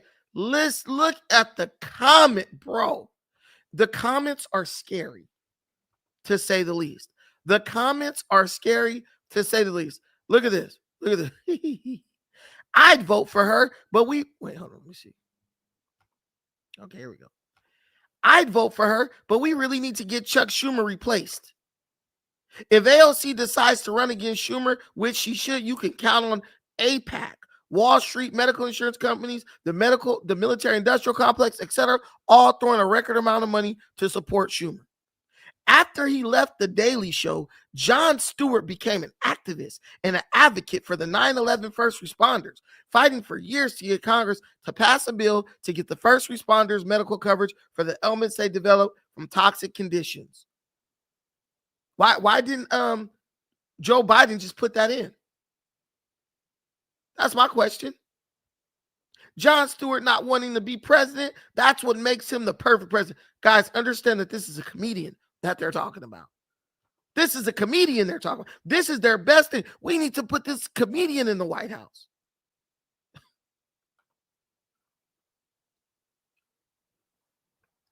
Step 1, primaries, Jeffries. Let him be the bellwether of what to come. Retake the House. Put the brakes on rogue president. AOC primary, Schumer, nominate an actual progressive populist for president. You're going to lose right there. Name the progressive populist that you're going to nominate. These people don't care about winning. They care about communism and socialism. These are a bunch of wannabe revolutionaries who want to sell your country to the river, up the river, to a bunch of third world dictatorships. What hurts is the 10 years we could have had Bernie. Bernie was full of bad ideas. Man, if AOC won for Senate in an absolute landslide, she'd have an easier time running for president. Agree with you 100% on AOC running for the Senate. Kyle, and hopefully we'll be rid of Jeffries next year. I'm a woman and I'm concerned she wouldn't win the presidency because of sexism and racism. Guys, understand, when you go to these liberal comment chat groups, they sound just like black folks because they're the ones who taught black folks to play the victim all the time. And then when they get in the room with black folks or when they're isolated with black folks, just like in California, you know what ends up happening? Black folks get pushed out because the white victim is way more powerful than the black victim. That's exactly what happened in California. The whites came in with the victim mindset and they pushed out the black people who had the victim mindset. I'm not lost in anything. Everyone's lost to a person who's ignorant. You're lost. I could talk about the left-right paradigm and then go talk about steaks or who has the best mac and cheese if I want to. That's the political landscape of our country.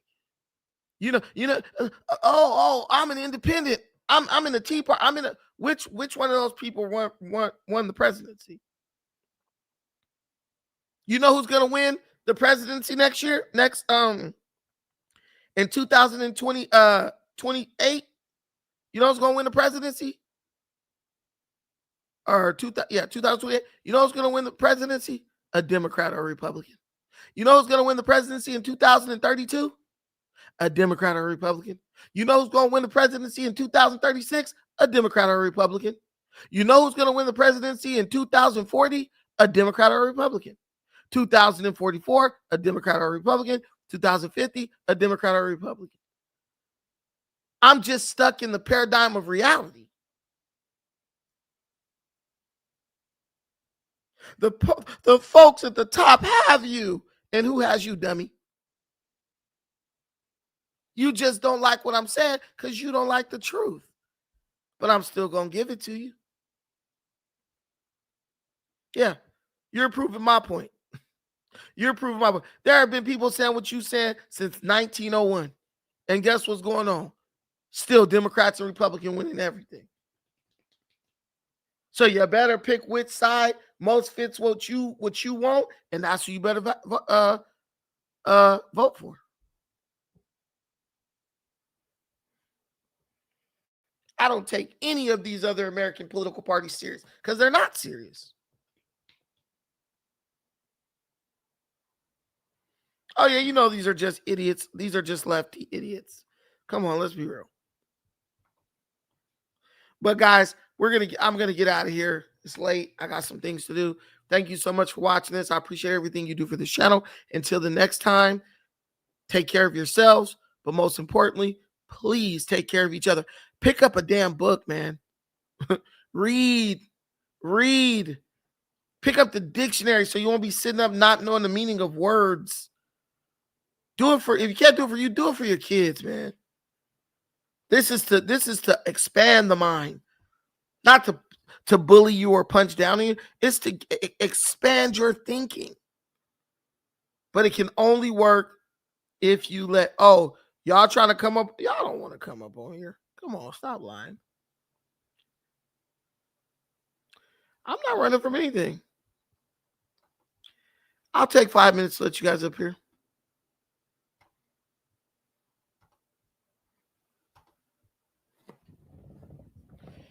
The link is in the comments. You guys 2 minutes to click up.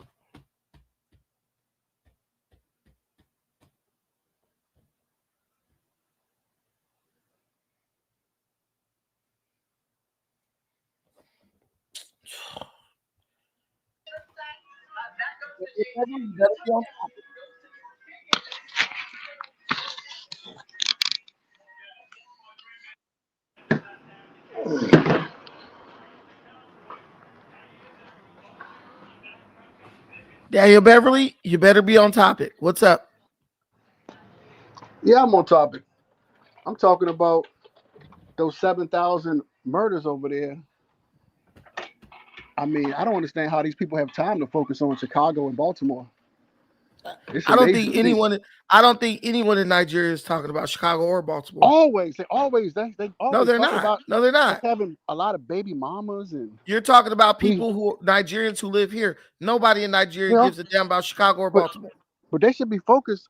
I'm saying the people here though, they should be focused on their people though. They are focused on it. That's why they're appealing to Yeah, America to they help. shouldn't even have time to give us advice. That's kind of crazy. Okay, 100 pounds of gas. Go ahead. Brandon, what's good, bro? What's up? You know I'm a supporter, but at the same time, I'm the one that's gonna give you some pushback. I'm gonna keep it 100 with you. So I gotta ask you, why didn't you go on No Jumper this week? You said you was returning. Why didn't you go this week? I never said I was returning No Jumper. They all said Brandon They quit. said, all right, you done. You done right then and there. You said I said I was returning to No Jumper. You said I said I was returning to No Jumper, and then you switched it to you. They said you were returning. Yeah, they said you was returning to No Jumper. But they this said week? don't have nothing to do with anything. I said I wasn't. So is it true or false? You said Why are that you still arguing? So true or false? You said you would return if. Why are you still arguing? You just made up a lie, and then I just told you the facts, and you're still gonna keep going. So why did you quit? You already explained that. Go watch other videos. But bro, so did Tam make you quit? Yeah, Tam was so smart. Hey, you ain't gotta do me like that, Brandon. I watch all your lives, bro. I quit over money. I quit over money, plain and simple. You ain't gotta do me like that, Brandon. I watch all your lives. I just told you I quit over money. That's exactly why I quit. Money. Hey, but look, is it over for you and Viral Way, or can this shit be patched up? I have no desire to be on Viral Way's show anymore. So you done with the whole No Jumper universe? Period. I don't care about the No Jumper universe. Never did. So you exploited the universe.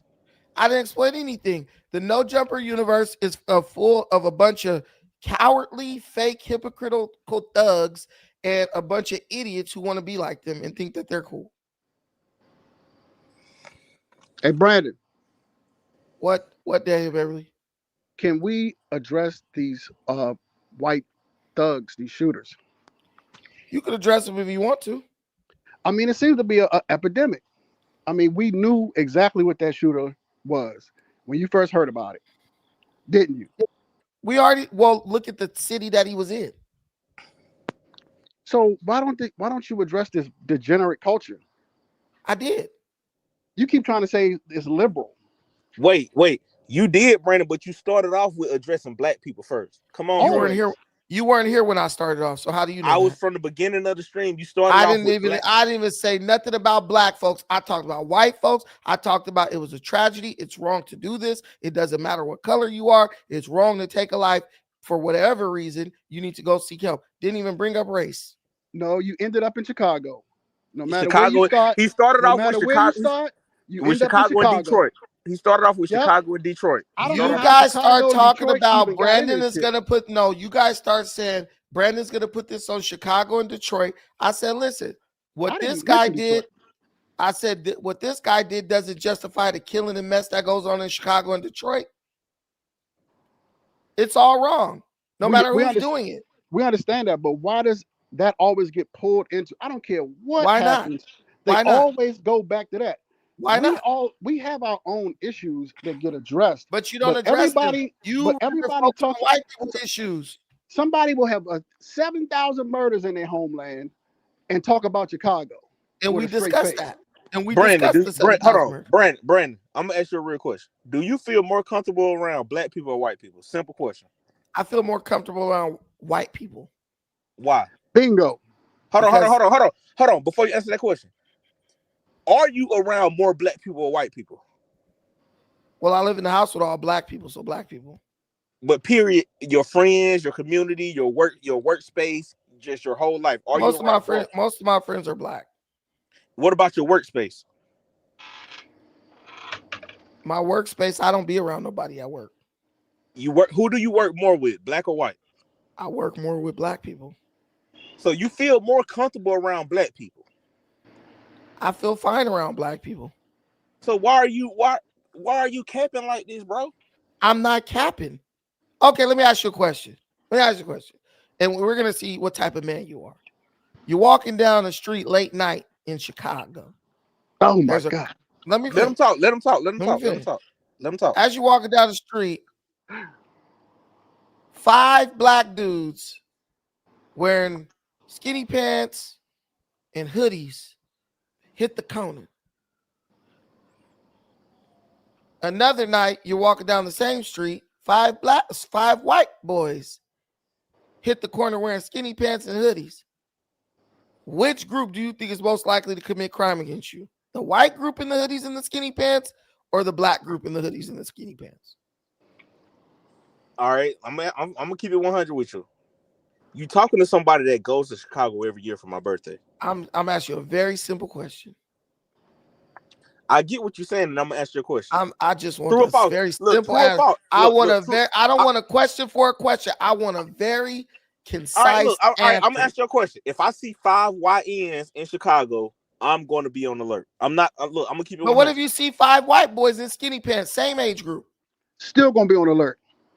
Daniel, this is not for you. Look, I ain't gonna lie. Look, I'm gonna keep it 100. I'm not gonna think too much of it. Look, I'm gonna keep it 100 with you, Brandon. That's how you know I'm not bullshitting.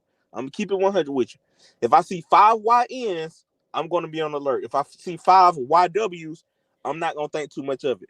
But you talking to somebody who's in Chicago all the time. I go to Chicago all the time too. Look, downtown Chicago, I'm not walking down the street and seeing 5 YNs all the time. No, of course, no, you're not. You're not at any time. But if you do see 5 YNs, you know your ass is in trouble. I'm not disagreeing, but that's how if you're at the Loop or you're at the Bean, if you're in the Loop, if you're at the Bean, if you're at the train station, if you're walking down the street to Lou Malnati's, hell, if you see 5 black YNs on Lakeshore Drive late at night, you know your ass is cooked. Well, let me give you a scenario.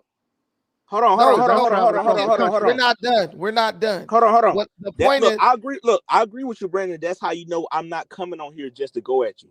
That's how you know that's how you know I fuck with you and I'm not coming at here just to go at you. Cause I do agree with a lot of shit you say, but I do disagree with a lot of shit you say. I'm 50-50 with the Brandon philosophy.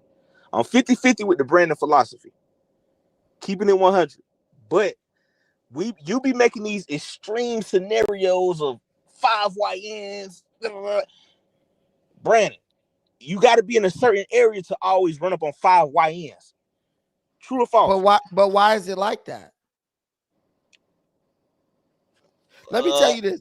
This is a true story. My little cousin, born and raised in Chicago. His mama, my cousin, born and raised in Chicago. They lived in the Gardens. This is a project in Chicago, very notorious. Bro was born in that place. Bro turns like 13 years old. 13.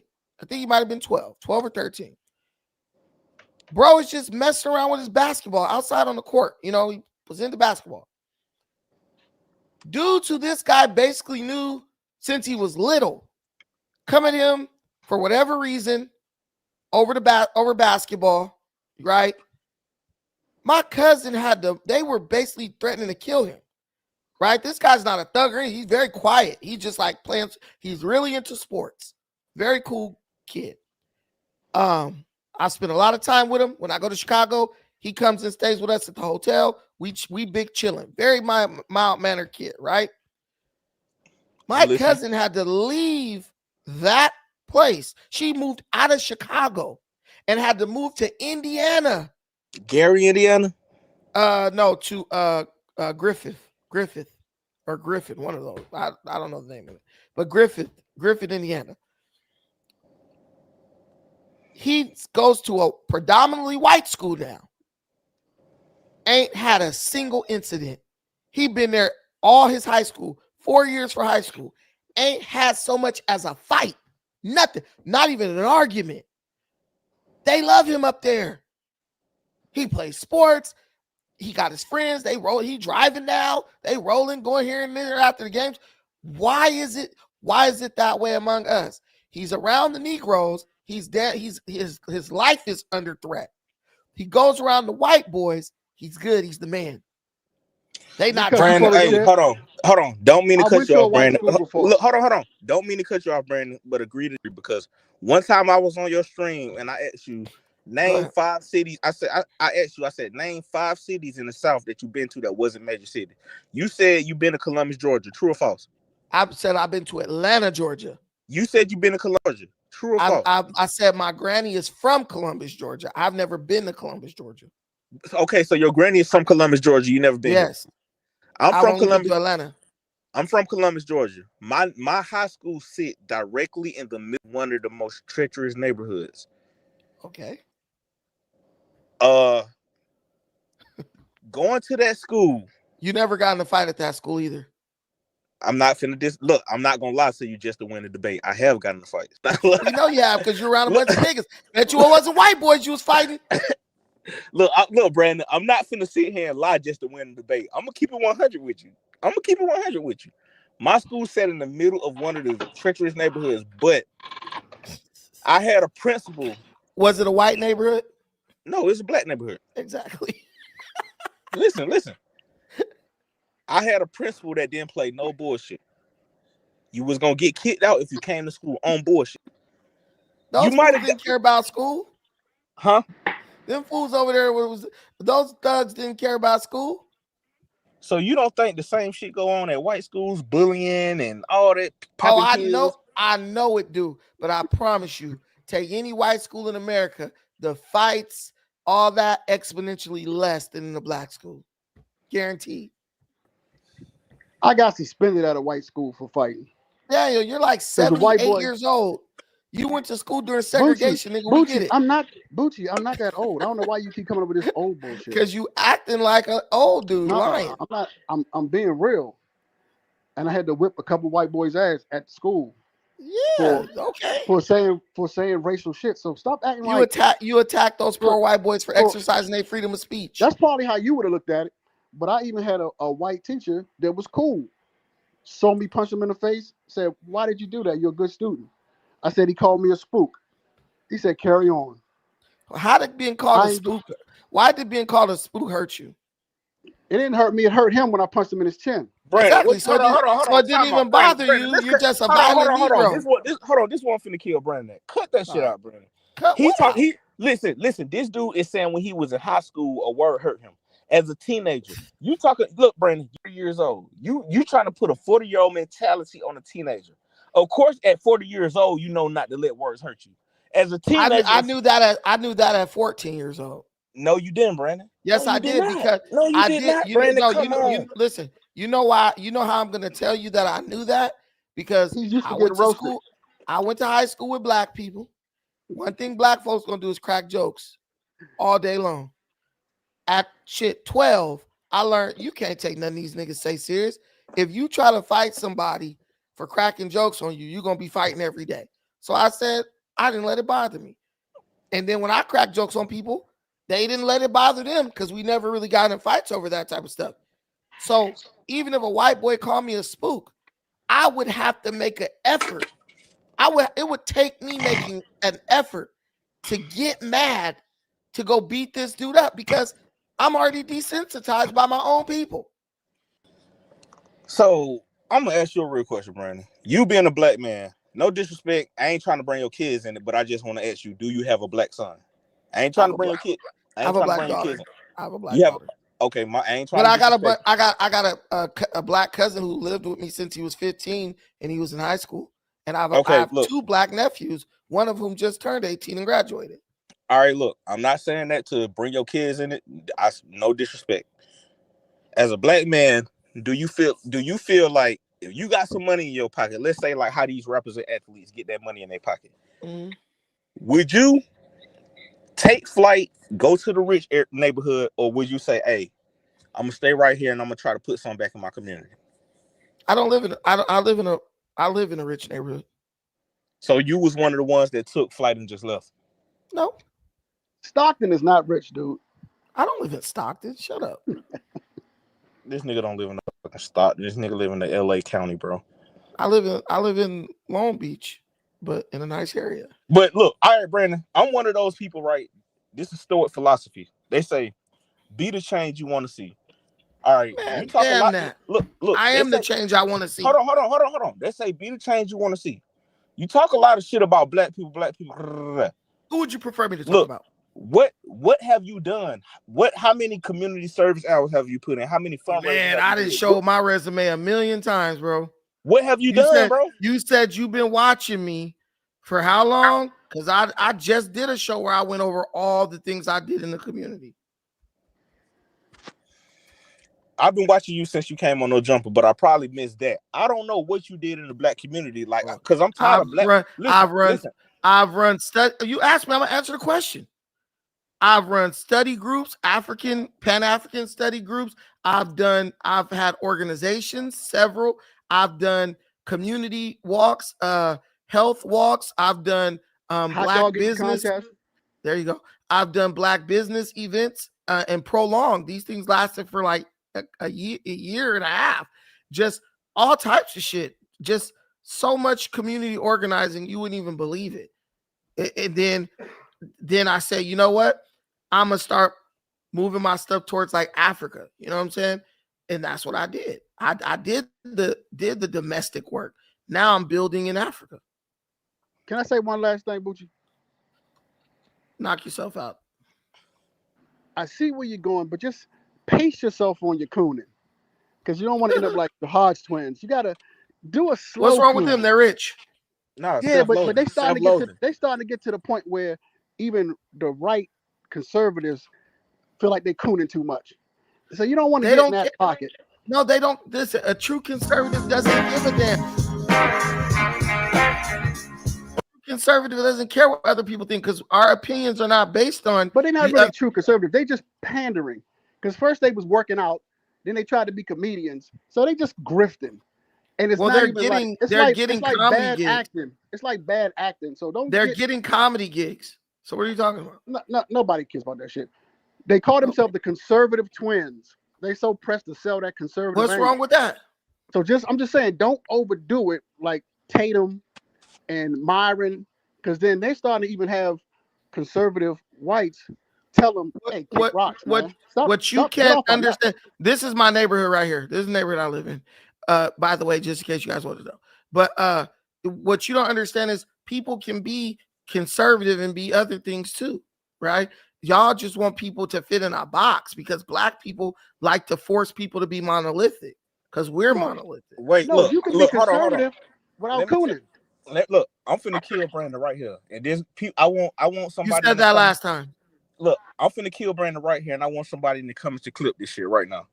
Brandon, have you ever been wrong about anything you ever said about black people? Period. Anything about black folks was I wrong about? Keep it 100. Keep it 100.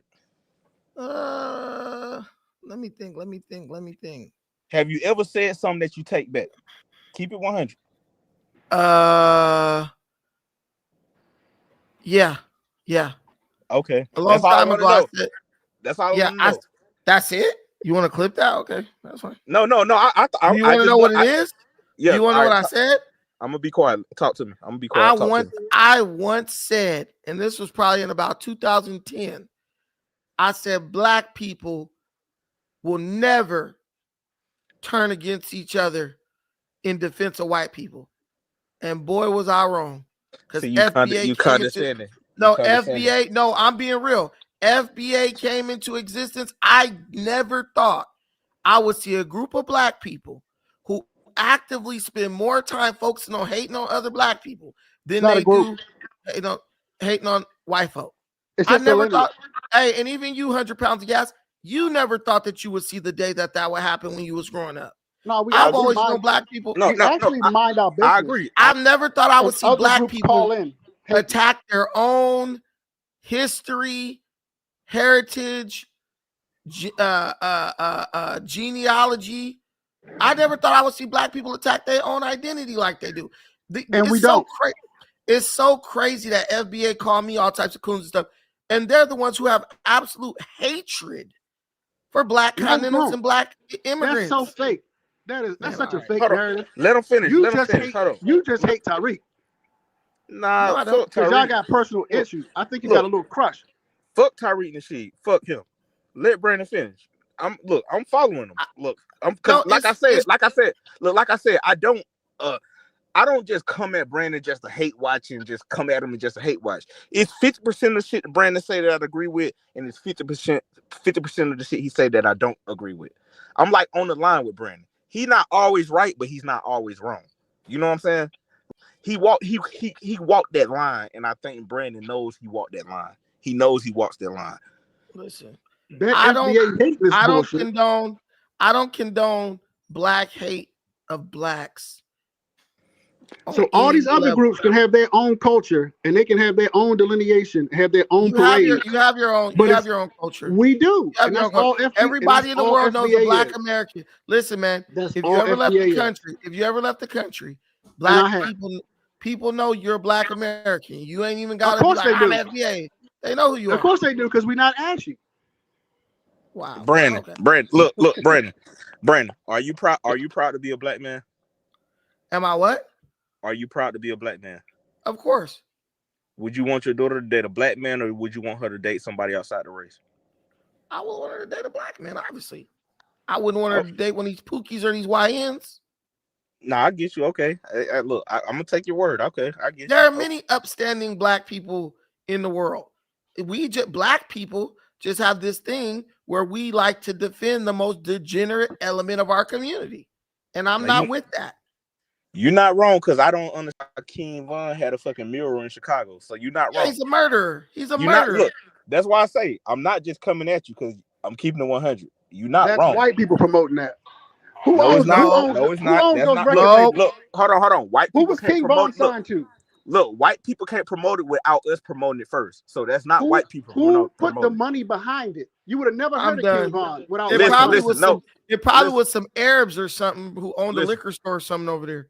They would have never put that money on it if black people wasn't pumping it up. So he's not wrong. You can't even make a living. We only 13%. You can't even make money just selling to black people. Go to those concerts. It's white people. Listen, that's who supporting hip hop. Look, no, ain't no white people. Ain't no white people would show up to no damn King Von concert. Yeah, listen. They might have showed up to a Lil Durk concert. You got to be out your mind. Listen, man, I'm not about to argue things I already know. That's the same. Listen, bro. White people would not put money towards something that they don't see black people already hyping. We hype that shit up first. I'm not gonna lie. We hype that shit up first. That's why they invested in it. Let me tell you something. We did that shit. Look, I'm gonna just tell you. Well, how come they don't promote? No. Let me tell you this. Let me show you. This is the problem with black folks. If I speak about black empowerment, black people expecting more from themselves so that they can, thrive and have safe communities, right? Black people holding themselves accountable so that they can raise their children in a safe environment. They'll say, "Why do you hate yourself?" But if a black man smoke crack cocaine, if a black woman sell her ass from sun up to sundown, if a black man go and spread HIV to a bunch of black women and vice versa, the one question black folks will never ask that person: why do you hate yourself? They will never ask it.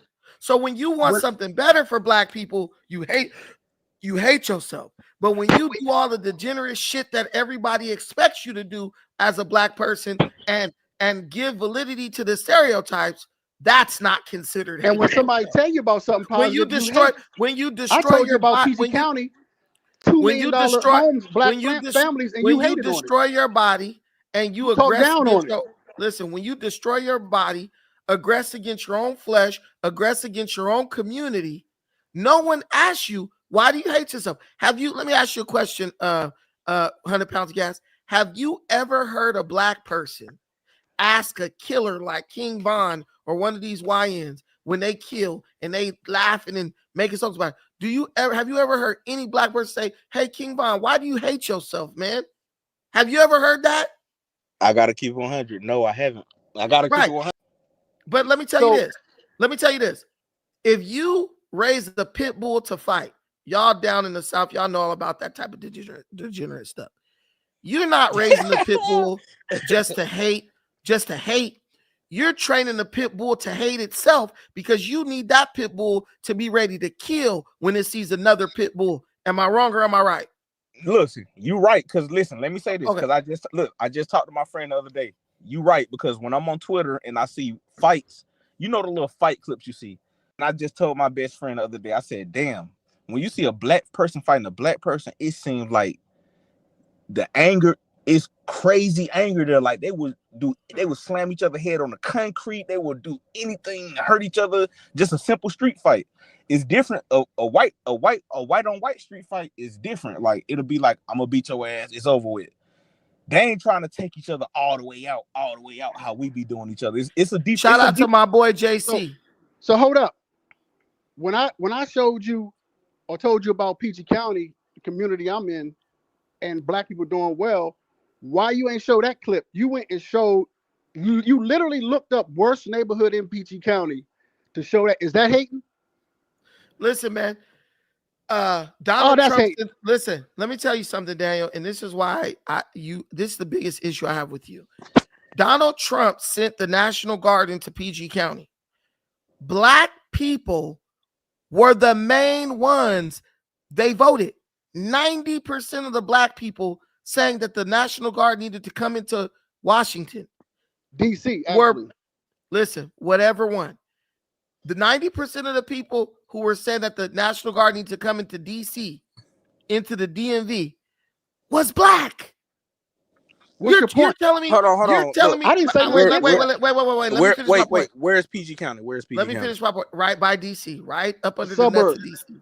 Listen, man, that's right down the street. Listen, the people from there said that the shit is so violent that the National Guard need to come in. You're the only niglet trying to convince somebody that this is some type of black utopia. We know it's not. We have the internet, and you can say what you want to say. Okay, if it's what you said, Daniel. Look up Upper If it is Marlboro. what you, if it is what you said, listen. If it is what you say it is, why you are didn't pull it up because you've been intellectually why dishonest. are 90% of the residents average income?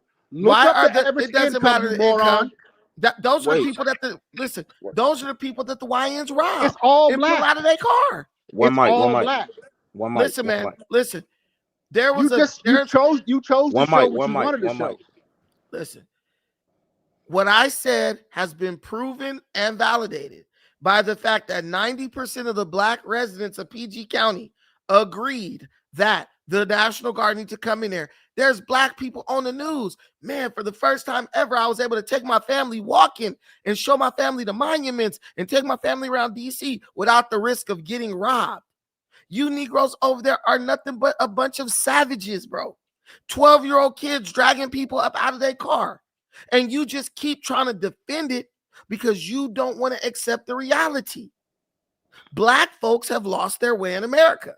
And the only way we're going to get out of it is for real men to step up and tell the truth and not a bunch of feminine men like Daniel Beverly up here defending a bunch of YNs like he they damn mama, like a damn single mother who can see no wrong in the degenerate shit her kid do.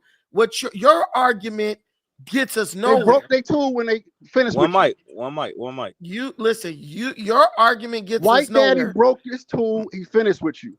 That's why he's not on no jumper. That's fine. But All what right, I'm so look. telling you, All right, look, that's look, let me that's why the National Guard is in PG County. You're utopia. It's not in PG County, it's in White DC. people are Just making it safe. Shit. Hey, white people are making it safe. DC is its own city. Listen, is DC a part of Maryland?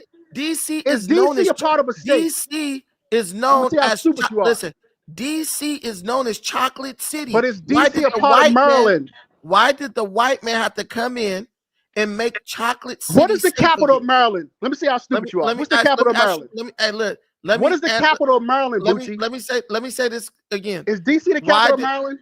No, it's not. One mic. Why did? Can you ask the question? One mic. Why did the white man have to come make Chocolate City safe? Why are you talking about DC when I'm talking about Maryland? DC is Chocolate City. Nobody calls Maryland Chocolate City.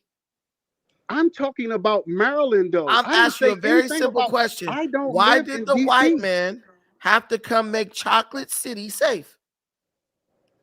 Why are you talking about DC? You're moving the goalposts. I said I'm not moving anything. I'm not moving anything. You can show downtown LA. Downtown Maryland LA is, is a listen, fucking bro. dump. Maryland Is is like downtown 20 LA minutes. Skid Row a fucking dump or what? There's one area in downtown LA that's called Skid Row. It's a Downtown LA is fucking dump. But that's I a pretty. never go Hold on, downtown Brandon. LA. That's a pretty big area, though. Samir, I never come here go real quick. downtown Come LA. here. Okay, come here, come here. That's not what I'm Focus going my- to show if Hold I on, let when me I ask go to my LA. daughter a question. Wait, shut up. Let me ask my daughter a question. Have you ever been to Skid Row? Okay.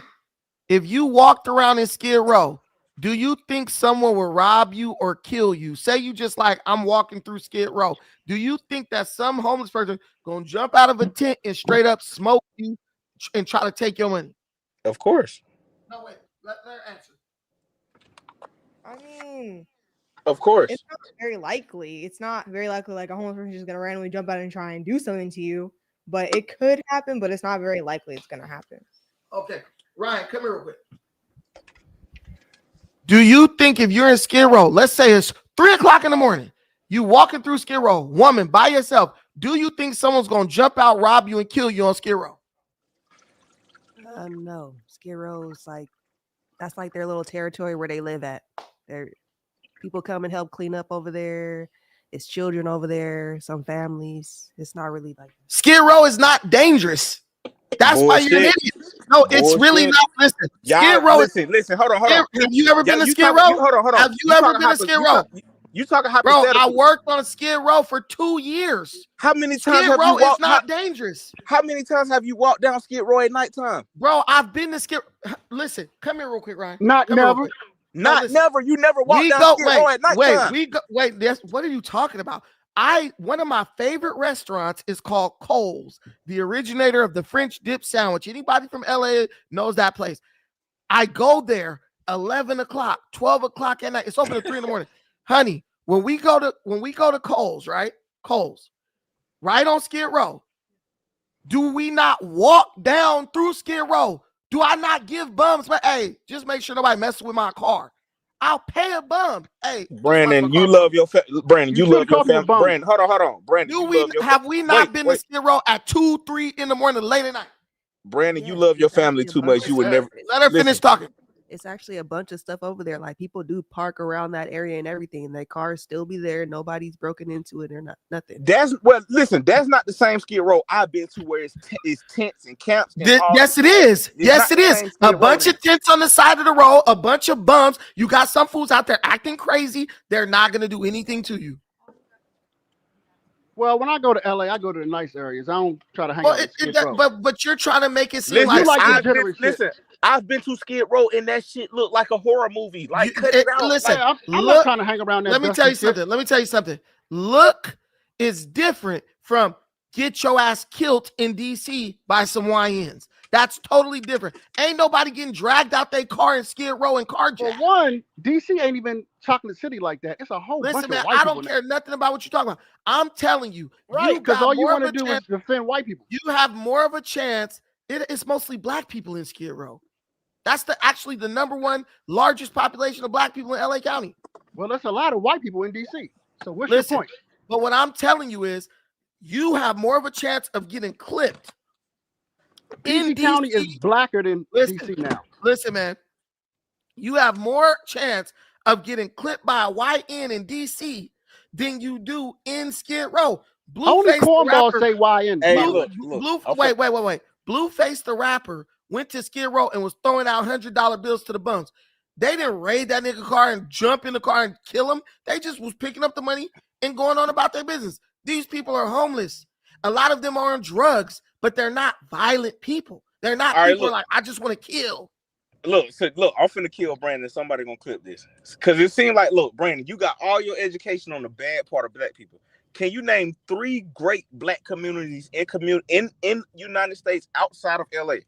3 thriving black communities. Name. Can you? 'Cause look, if you don't only do the bad research. What about the good research? Can you name 3 thriving black? You said outside of LA, right?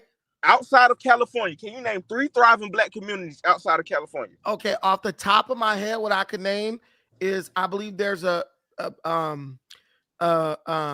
black community in I want to say dang, you know what? No, I'm just kidding. See, look. In So Aurora, listen. listen. You only looking for In the Aurora, bad shit. wait a minute, bro.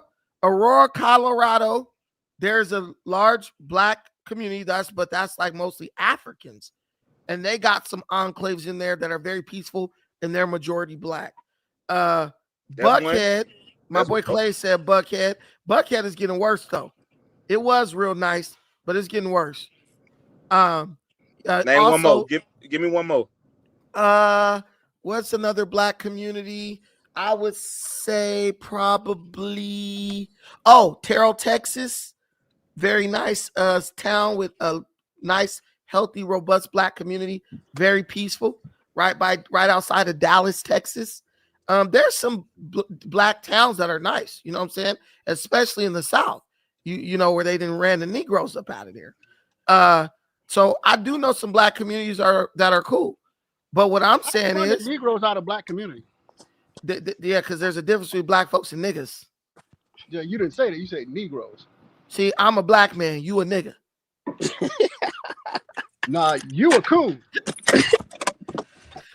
Hey, all niggas say that. Poster for white people.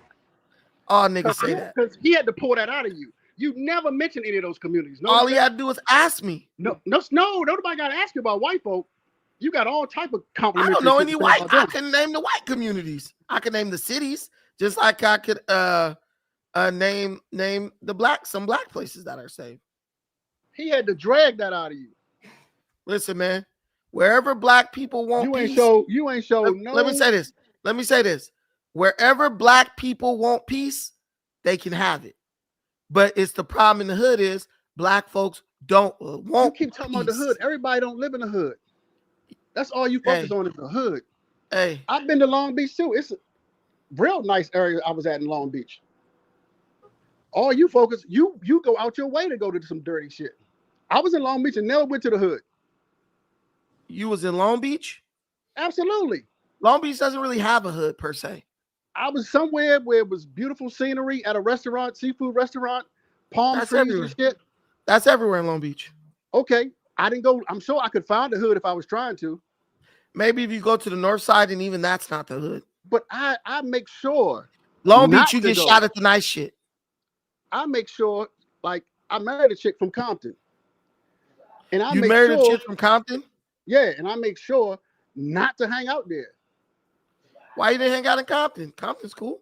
Man, I don't go out my way to hang out in dusty areas. Hey, I be in Compton sometimes. Yeah, I was in Compton sometimes when I had to be. If I had to go visit one of her family members or something, but I'm not just trying to hang out. Well, if you want to move to if you want to move to a nice black community, Montclair, New Jersey, black community, very nice. Ladera Heights, California, black community, very nice.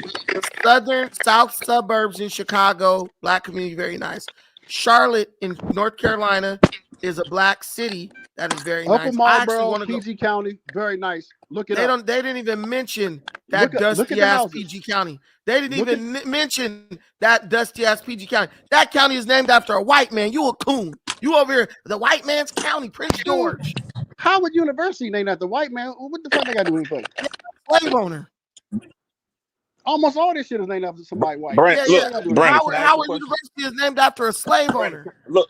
Hold on. Brandon, can I ask you a question?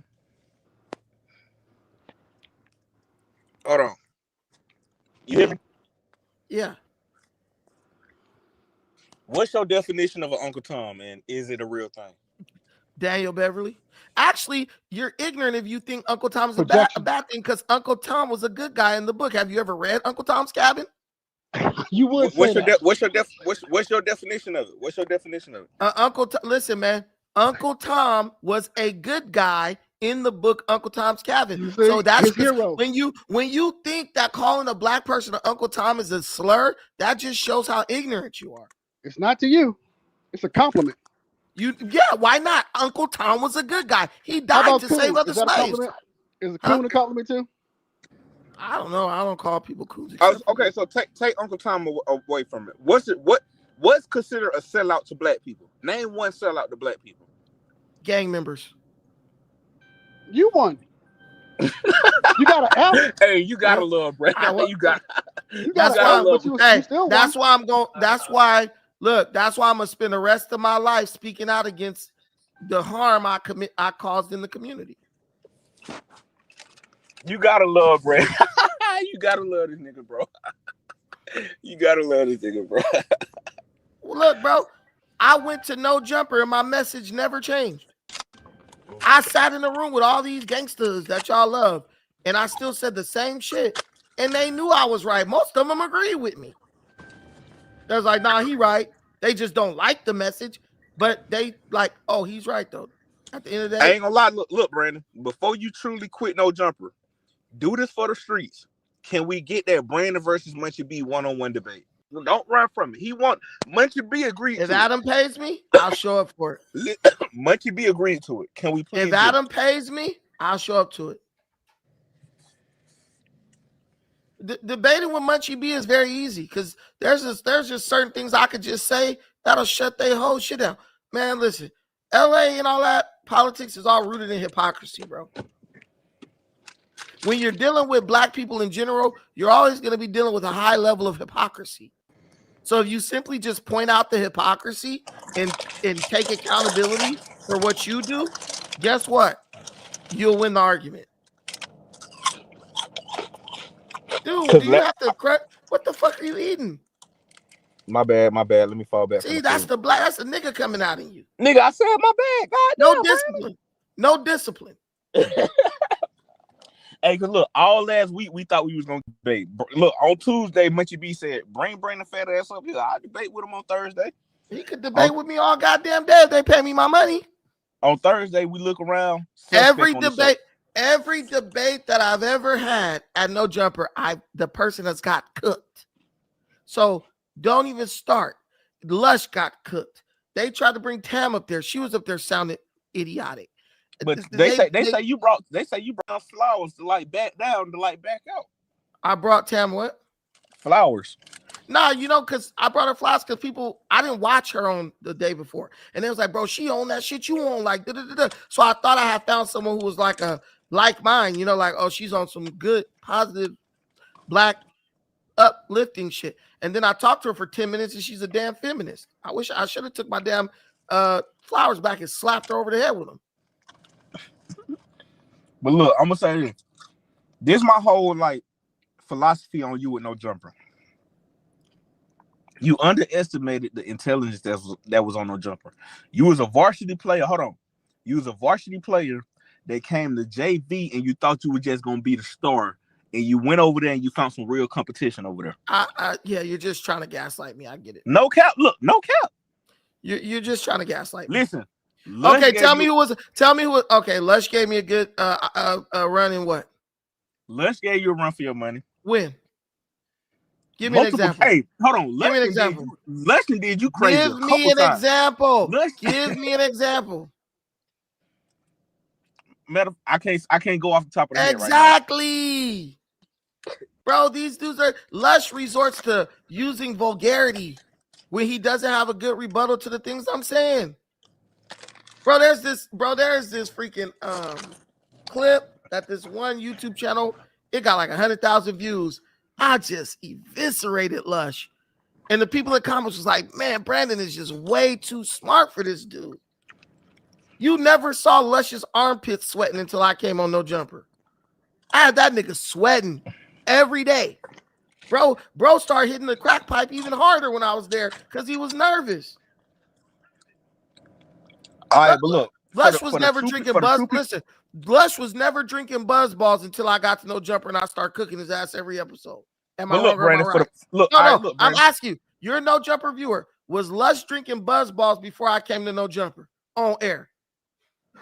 You came around the time he started indulging in that bullshit. Yeah, you know why? Because he got his ass cooked. So he was like, I'm going to just get drunk because I know I can't beat this dude in the debate. So if I just get drunk, my credibility won't be shot to hell.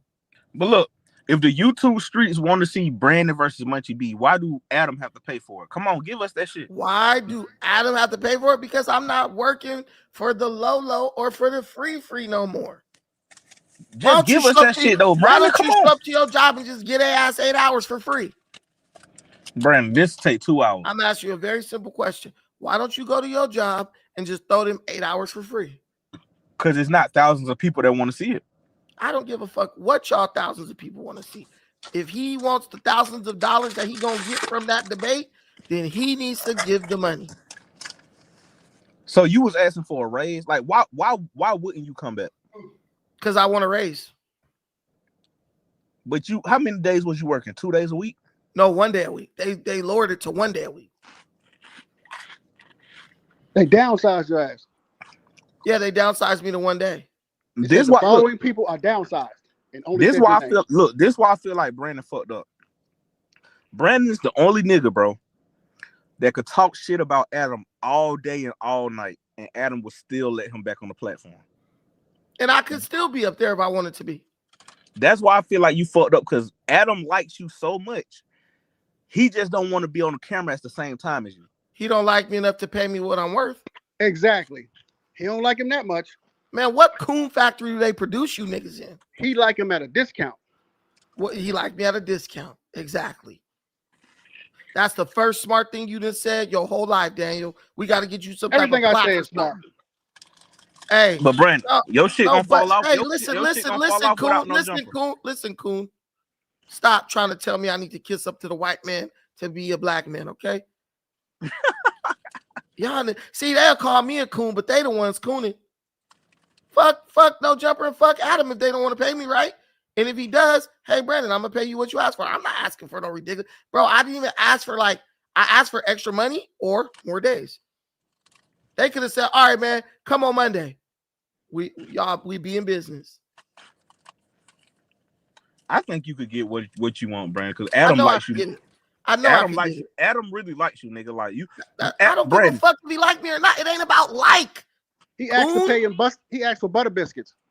You like the dude who like to be paid butter biscuits. Look, we gonna run away from the plantation. Can we run away on Friday? Because on Wednesday, Master gonna give us butter biscuits. You'll tell. Listen, Brandon, I wouldn't run away with you. I tell Brandon is the. I've been watching No Jumper for a long time. Brandon is the only nigga I ever seen talk shit about Adam all day and all night and still get to go to No Jumper and still get to go up there. He's the only nigga I ever seen do that shit. Yeah, because the other niggas too busy kissing his asshole.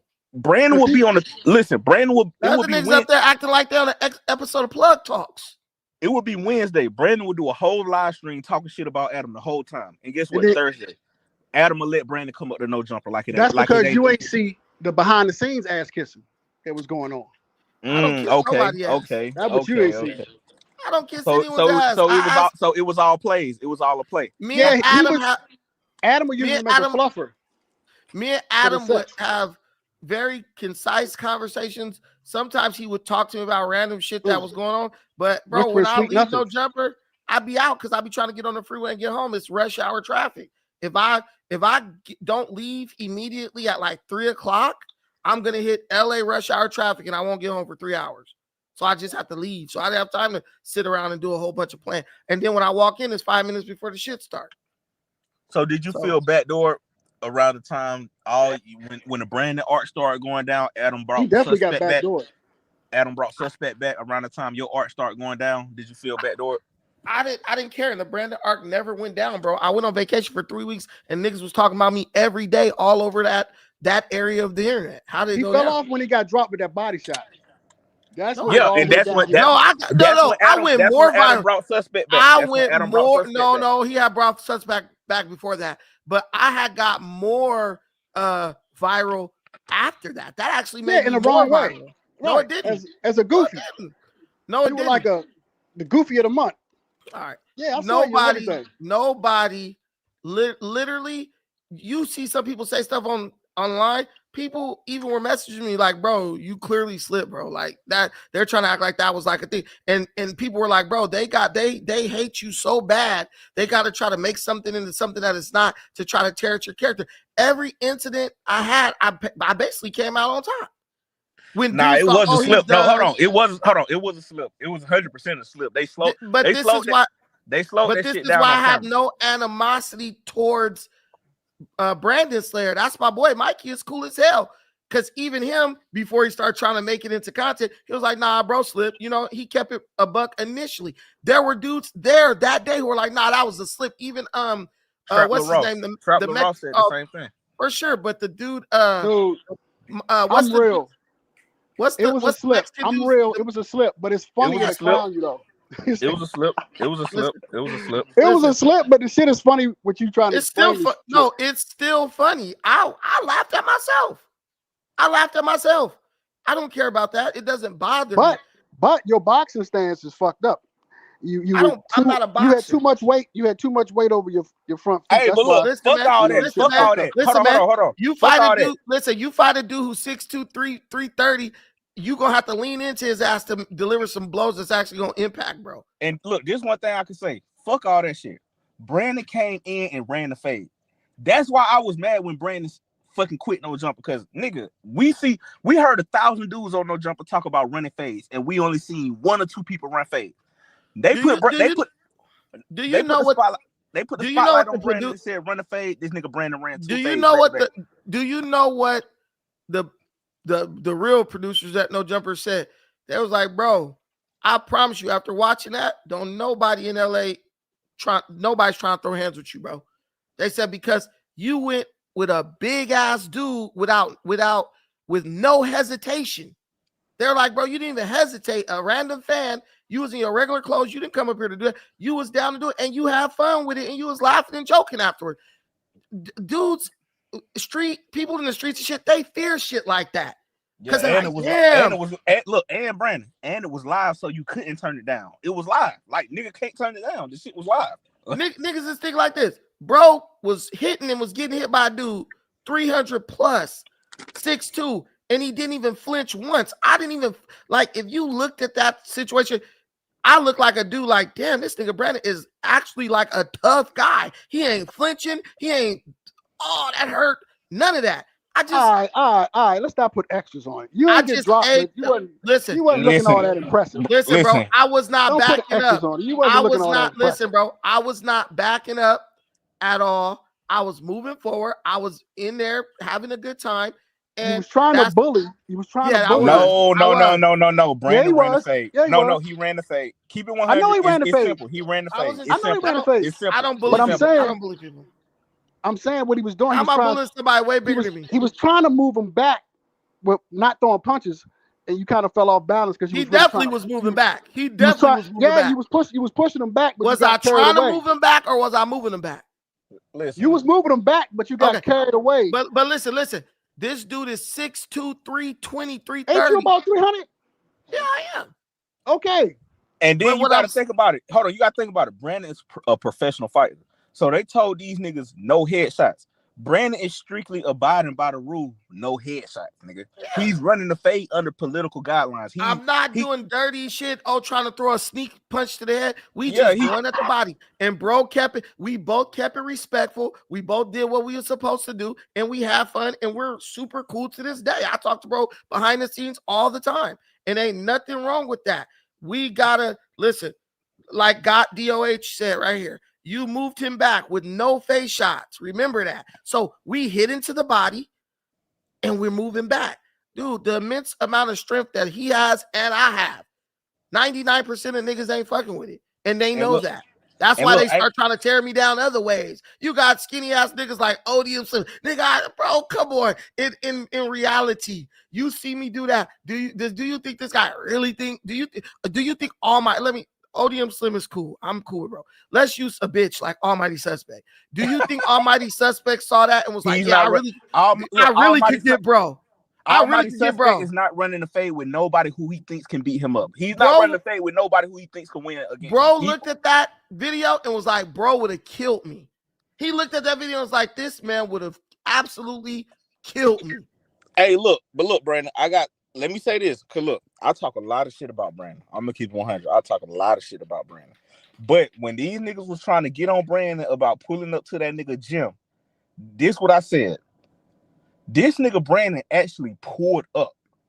And when you explain it, Brandon, you said, I'm not finna fight you in this house because if anything happened, you could sue me. Y'all niggas could pat me out and all this. The ignorant niggas and no jumper was like, oh no, he ran. Listen, this nigga Brandon pulled up.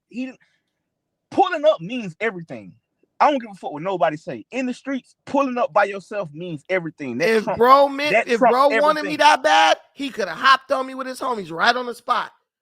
Being present is being present is a number one sign that you're not scared because you showed up.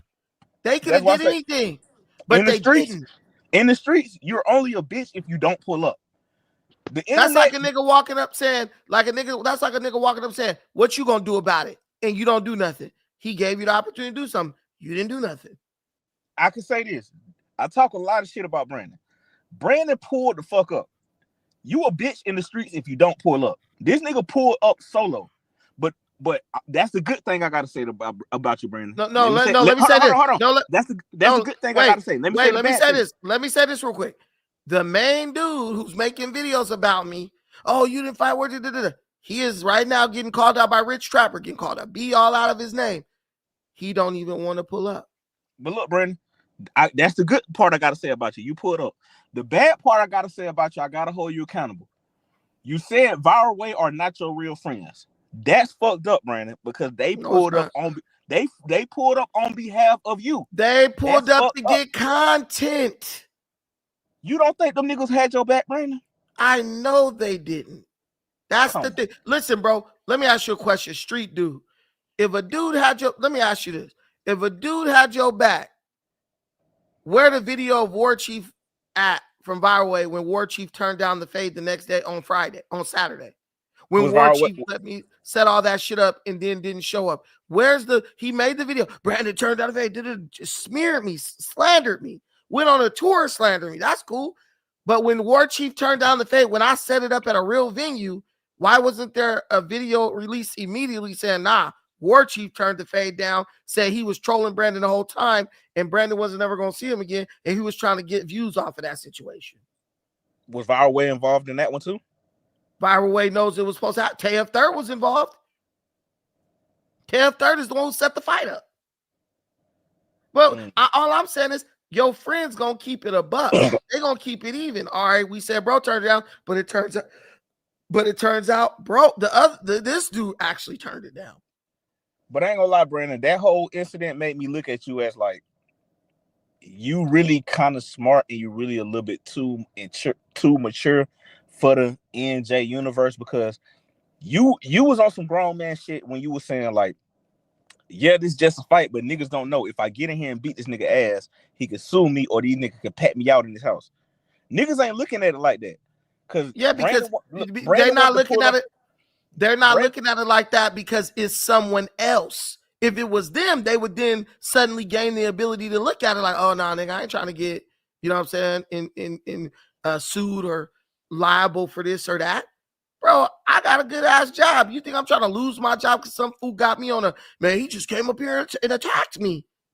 Hell no. Look, I ain't gonna lie, that one thing right there made me hate I'm a true no jumper nigga. But that right there made me hate the ignorant side of no jumper, because it made me realize like it's not enough grown people in the no jumper universe to understand what Brandon is saying. He's saying some simple shit. I'll fight with waiver. I'll fight anybody, but I'll fight you with a waiver and I'll fight you in a professional setting. If you fuck around and kill somebody fighting in the garage and they do you manslaughter, you doing 3 to 5, my nigga. And you ain't finding no job, nothing. You better start a business selling freaking waters on Venice Beach. I know that because I've literally seen shit like that happen. But what I'm saying is this: the only nigga who kept it a buck, I'll tell you right now, 2 niggas that's always gonna be cool with me. Creep kept it 100 when we was on that grade table when he talked about that shit. He was like, nah, bro, you with the homie, you supposed to be down with him 1,000%, no matter what. He was like, these niggas taking plates from the nigga. So how you gonna trust them? And Rich Trapper, when he was on A Day in LA, where he was like, nah, Brandon, with the suspect shit, Dejan is like, I lost respect for Brandon because he got spit on. Bro, when I got spit on, I jumped up and rushed the nigga. The nigga ran behind security. You heard the grunting as I was trying to get to the nigga, and he was trying to hide behind the security. And then, bro, pulled out a knife. The security had no jumper. His arms, my nigga. That's how Dejan claimed he got shot. Remember that? Look, I ain't gonna sit. I ain't scared to say it, Brandon. Like I wasn't a true Brandon hater. I ain't sit here and scared to say it to your face, nigga. Like I hate watch Brandon. I talk shit about Brandon, but I'm 30 years old, my nigga. So I could be objective and subjective. When you be talking and explaining shit, I'm like, damn, the nigga kind of right. I be like, damn, the nigga kind of right about that shit. Let me chill. The nigga kind of right. That's why I'm on your live. This ain't my first time on your live. But That's why. But this is what I'm saying.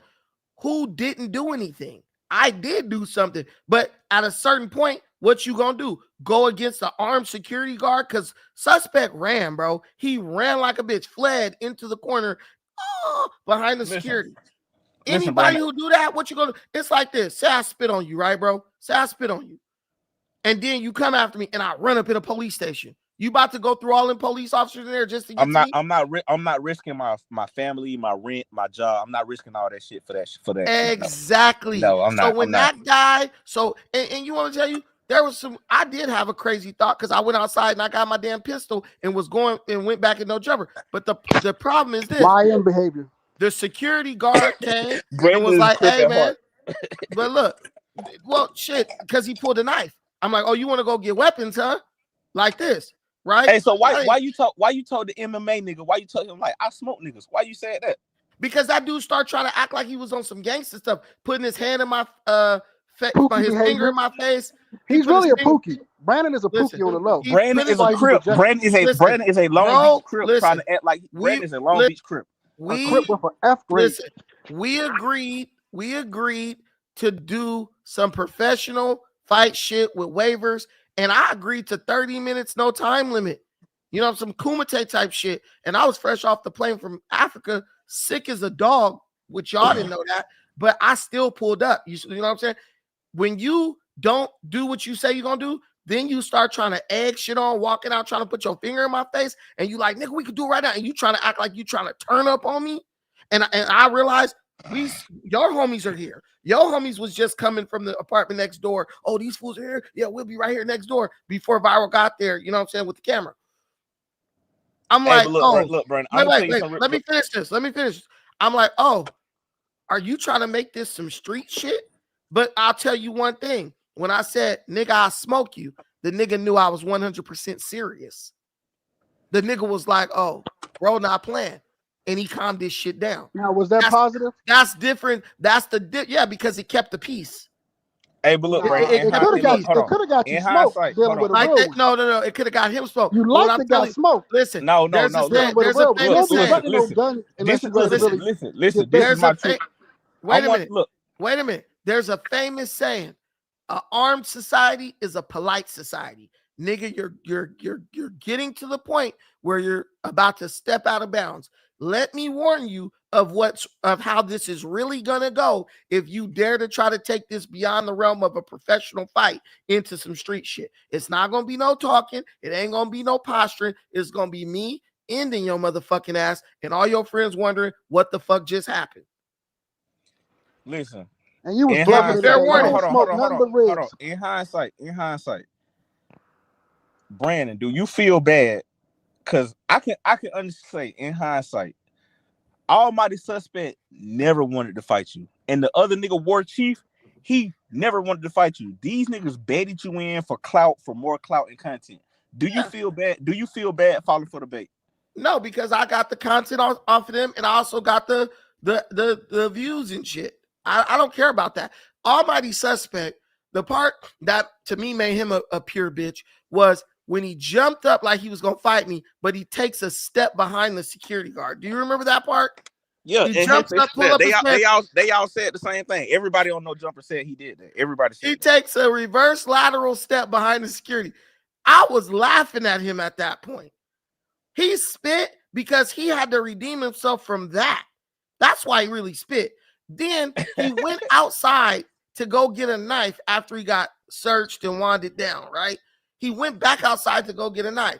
I'll tell you this, though. Let me tell you this part that I'm telling you, no fucking body is paying attention to this. And I'm about to drop a bomb on you right now. Now, you remember how when I was like, oh, he got a knife, but I was just saying it like laughing, right? Because I couldn't believe it. I was laughing when he pulled that knife out because I honestly couldn't believe it. Like, you know how something you be mad, but something is so ridiculous you just have to laugh at it. That's how I felt. Everybody said, "Oh, you yelled out he got a weapon, he got a knife, right?" Lush dumbass said that shit. Lush dumbass shit. Lush dumbass said that But look, they tried to call me out for saying that, right? Lush dumbass. Lush. But listen to this.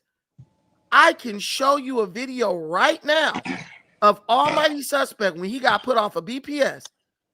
The nigga screamed out in a public environment, broad daylight.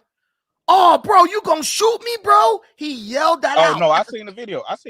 Oh God, I seen the video. So everything, and I'm learning this about LA dudes too. Everything that you do, they're gonna make a big deal about it. But when they do the same thing, they're gonna act like it's not a big deal, right? Bro screamed out, "What you gonna do, bro? You gonna shoot me?" Bro, that alone was enough to get packed out. Okay, right here. Watch this. That's on my daddy, rest in peace. Man, I've been knowing this nigga before he was a rapper. He got robbed by the Shola Hunters.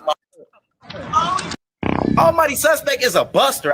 That's on my daddy, rest in peace. Man, I've been knowing this nigga before he was a rapper. He got robbed by the Shola Hunters and my brother's help. How do you feel about him like supposedly exposing that paperwork of DC Draco? I don't even know, honestly.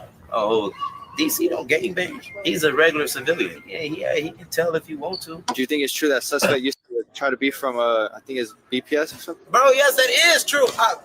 You remember when Almighty Suspect tried to be from BPS? Yeah. That shit is really true. What, bro? You finna shoot me, bro? How you finna do me? Who was that, bro? When he was banging. That's it.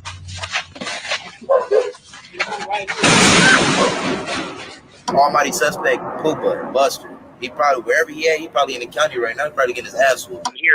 That dude said, "What you gonna do? You gonna shoot me, bro?" Like he wanted somebody to come out their house. Like, "What y'all doing back there?" Right? Then got dragged all over the fucking alley. And then I look at the video, it's 2 people. He act like he got packed up by 10 people. And then he from BPS, and the dudes from BPS like, "Who is that, blood?" But listen, even before all that, I knew Almighty Suspect was a bitch ass nigga because when Kelpie called Almighty Suspect a bitch, it wasn't not even less than 1 second what this nigga took off on Kelpie. It wasn't even less than a second. This nigga spit and took off. When Lush called Almighty Suspect a snitch, Almighty Suspect stepped to that fade like it wasn't nothing. When you call Almighty Suspect a bitch, he stood up, pulled his pants up, and stepped back 1 step. And then when he seen the security coming around, he spit when he seen the security come around. And then when the security jumped between y'all, he jumped all the way back. Brandon, as a grown man with shit to lose, that nigga Brandon walked out the room. I know. First, I jumped up and charged his ass. Then he was hiding. Bro was literally trying to push the security guard into me, right? Then the security guard obviously is like in between us, trying to hold him back. And that's when bro pulled the knife out. Whoa, what you want to do? What you want to do? Do something, right? It is what it is. Somebody said, "You didn't do anything." Yes, I did. But once you're brandishing weapons, my nigga, now this becomes something else. I'm not fucking He-Man, nigga. I ain't gonna just, "Oh yeah, let me go get poked up 4 or 5 times." Nah, dude, you bring heat for shit like that. Like, "Oh, nigga, you want to pull out a weapon? I'm gonna show you." You know what I'm saying? That's where the saying "you brought a knife to a gunfight" come from. But the whole thing I'm saying is this: you got people like just totally dismissing the situation, like, "Oh, Brandon didn't do nothing. He didn't do that." Like, bro, it's on video. It's on video. And we knocked the camera over. That's why y'all didn't see it. But guess what? There's another camera angle where it showed this nigga in the corner hiding behind the security. But that's after bro pulled the knife out and I backed up. So it looks like I was just standing there talking to him. But yeah, you guys heard the grunting. You watched that video. What do you think the grunting was for? Was he grunting just because he was just standing by himself? No, he's grunting because I'm trying to get on his ass. Listen, Brandon, I talk a lot of shit about you. I troll you a lot. As a grown man, I'm 30. I talk a lot of shit about you. I'm glad. I truly feel like you would have beat his ass even with the knife in his hand. I'm glad you walked away from that shit. Period. more black. Listen. More black men need to understand that you can walk away from certain shit to save your family, your house, your cars, everything you own. Don't lose everything you got trying to prove that you hard to a nigga. But let me tell you this: most black men do understand that. But most black men, and this is the biggest problem in our community. Period. Black men will tell another black man to do something they won't do. Like right now, Viral is ducking the fade from Rich Trapper. But Viral was telling me, I gotta fight no matter what. Like this is some fucking Jean-Claude Van Damme, what's the kickboxer type shit with blood on the damn, with glass on the damn gloves. Oh, you gotta fight no matter what. Well, then where did that go when Rich Trapper's calling bro out of his name and all this shit? Now it's I ain't gonna fight you because this and this and that and you gay. But you was telling me I gotta fight no matter what if somebody call me out. See what I'm saying? That's black men are encouraging other black men to crash out. But they'll blame Adam for making black men crash out. But they're trying to they want to be Adam. They just wish they had the control over niggas like Adam got. That's all that is. Look, I said that in the beginning because before Viral Way got a chance to come on, I'm a real no jumper fanatic. Before Viral Way got a chance to come on No Jumper, they was talking so much shit about Adam. I don't respect what he do. We would never do that. We stand for this. We would never do that. As soon as Adam lend their hand to them, oh, come on the Tuesday show. Come on the news. Them niggas was on every single show. They was on No Jumper every single week. Every week. And I ain't gonna lie, it do hurt me that you and Viral Way not cool. I do wish y'all niggas could mend y'all relationship. I do wish y'all can. I never went on a slander campaign of Viral Way. I never went in talking about them. I said, you know, I forget him, dudes. It's all good. Even Viral said, oh, he just trying to take the high road type shit. So he admitted that I was taking the high road on it. It was whatever, but he's still riding it. But somebody said Viral said it's because you was calling everybody out, when in reality it was the podcasters running their dick suckers. Listen, I wasn't calling everybody out. People were getting mad about the shit I was saying, and I'm like, they're not gonna do nothing. Which to this day, who has done anything to me for the shit I said? No fucking body. If I'm a bitch and I'm a mark and all that, why ain't everybody just jumped up and got on me? Oh, nigga, get him. He's a bitch. No. They know the reality. They know the reality. But what I'm telling you is this: Viral Way got on the internet slandering Rich Trapper first. Got on there with somebody and got excited and start slandering that man. And then and now niggas is not doing what they telling everybody else to do. Brandon, I ain't gonna lie. Me watching No Jumper every day, every week, it's kind of fucked up. I feel like you should still go there, bro, because you brought something different than No Jumper. Of course, because you're a viewer. Listen, you the first non-street nigga to come in No Jumper and shake the whole universe up. That's why Adam let you on. I feel like we ain't gonna have that no more without you. We need you back in the universe. You guys still got Lush. You said Lush was giving me a run for my money. You still got Lush, baby. No. Lush is a fucking grifter. Lush is a fucking goddamn. He sucks on anybody who's in his presence. You was different, bro. We need you there because it's as many niggas that hate you, the same amount of niggas that love you. The same amount of niggas that hate you, the same amount of niggas that love you. We need you there, bro, because you brought something different. You the first non-street nigga to come in the universe and just shake this whole shit up, bro. And just shake it all up, bro. You have to come back, bro. You have to, bro. Hey, you have to, bro. Hey, but you got tired of working for fish, man. I got tired of working for fish like a damn baby. They were just throwing all right, guys. They were throwing Gucci Bear fish, man. I gotta get the hell out of here. I'll talk to y'all.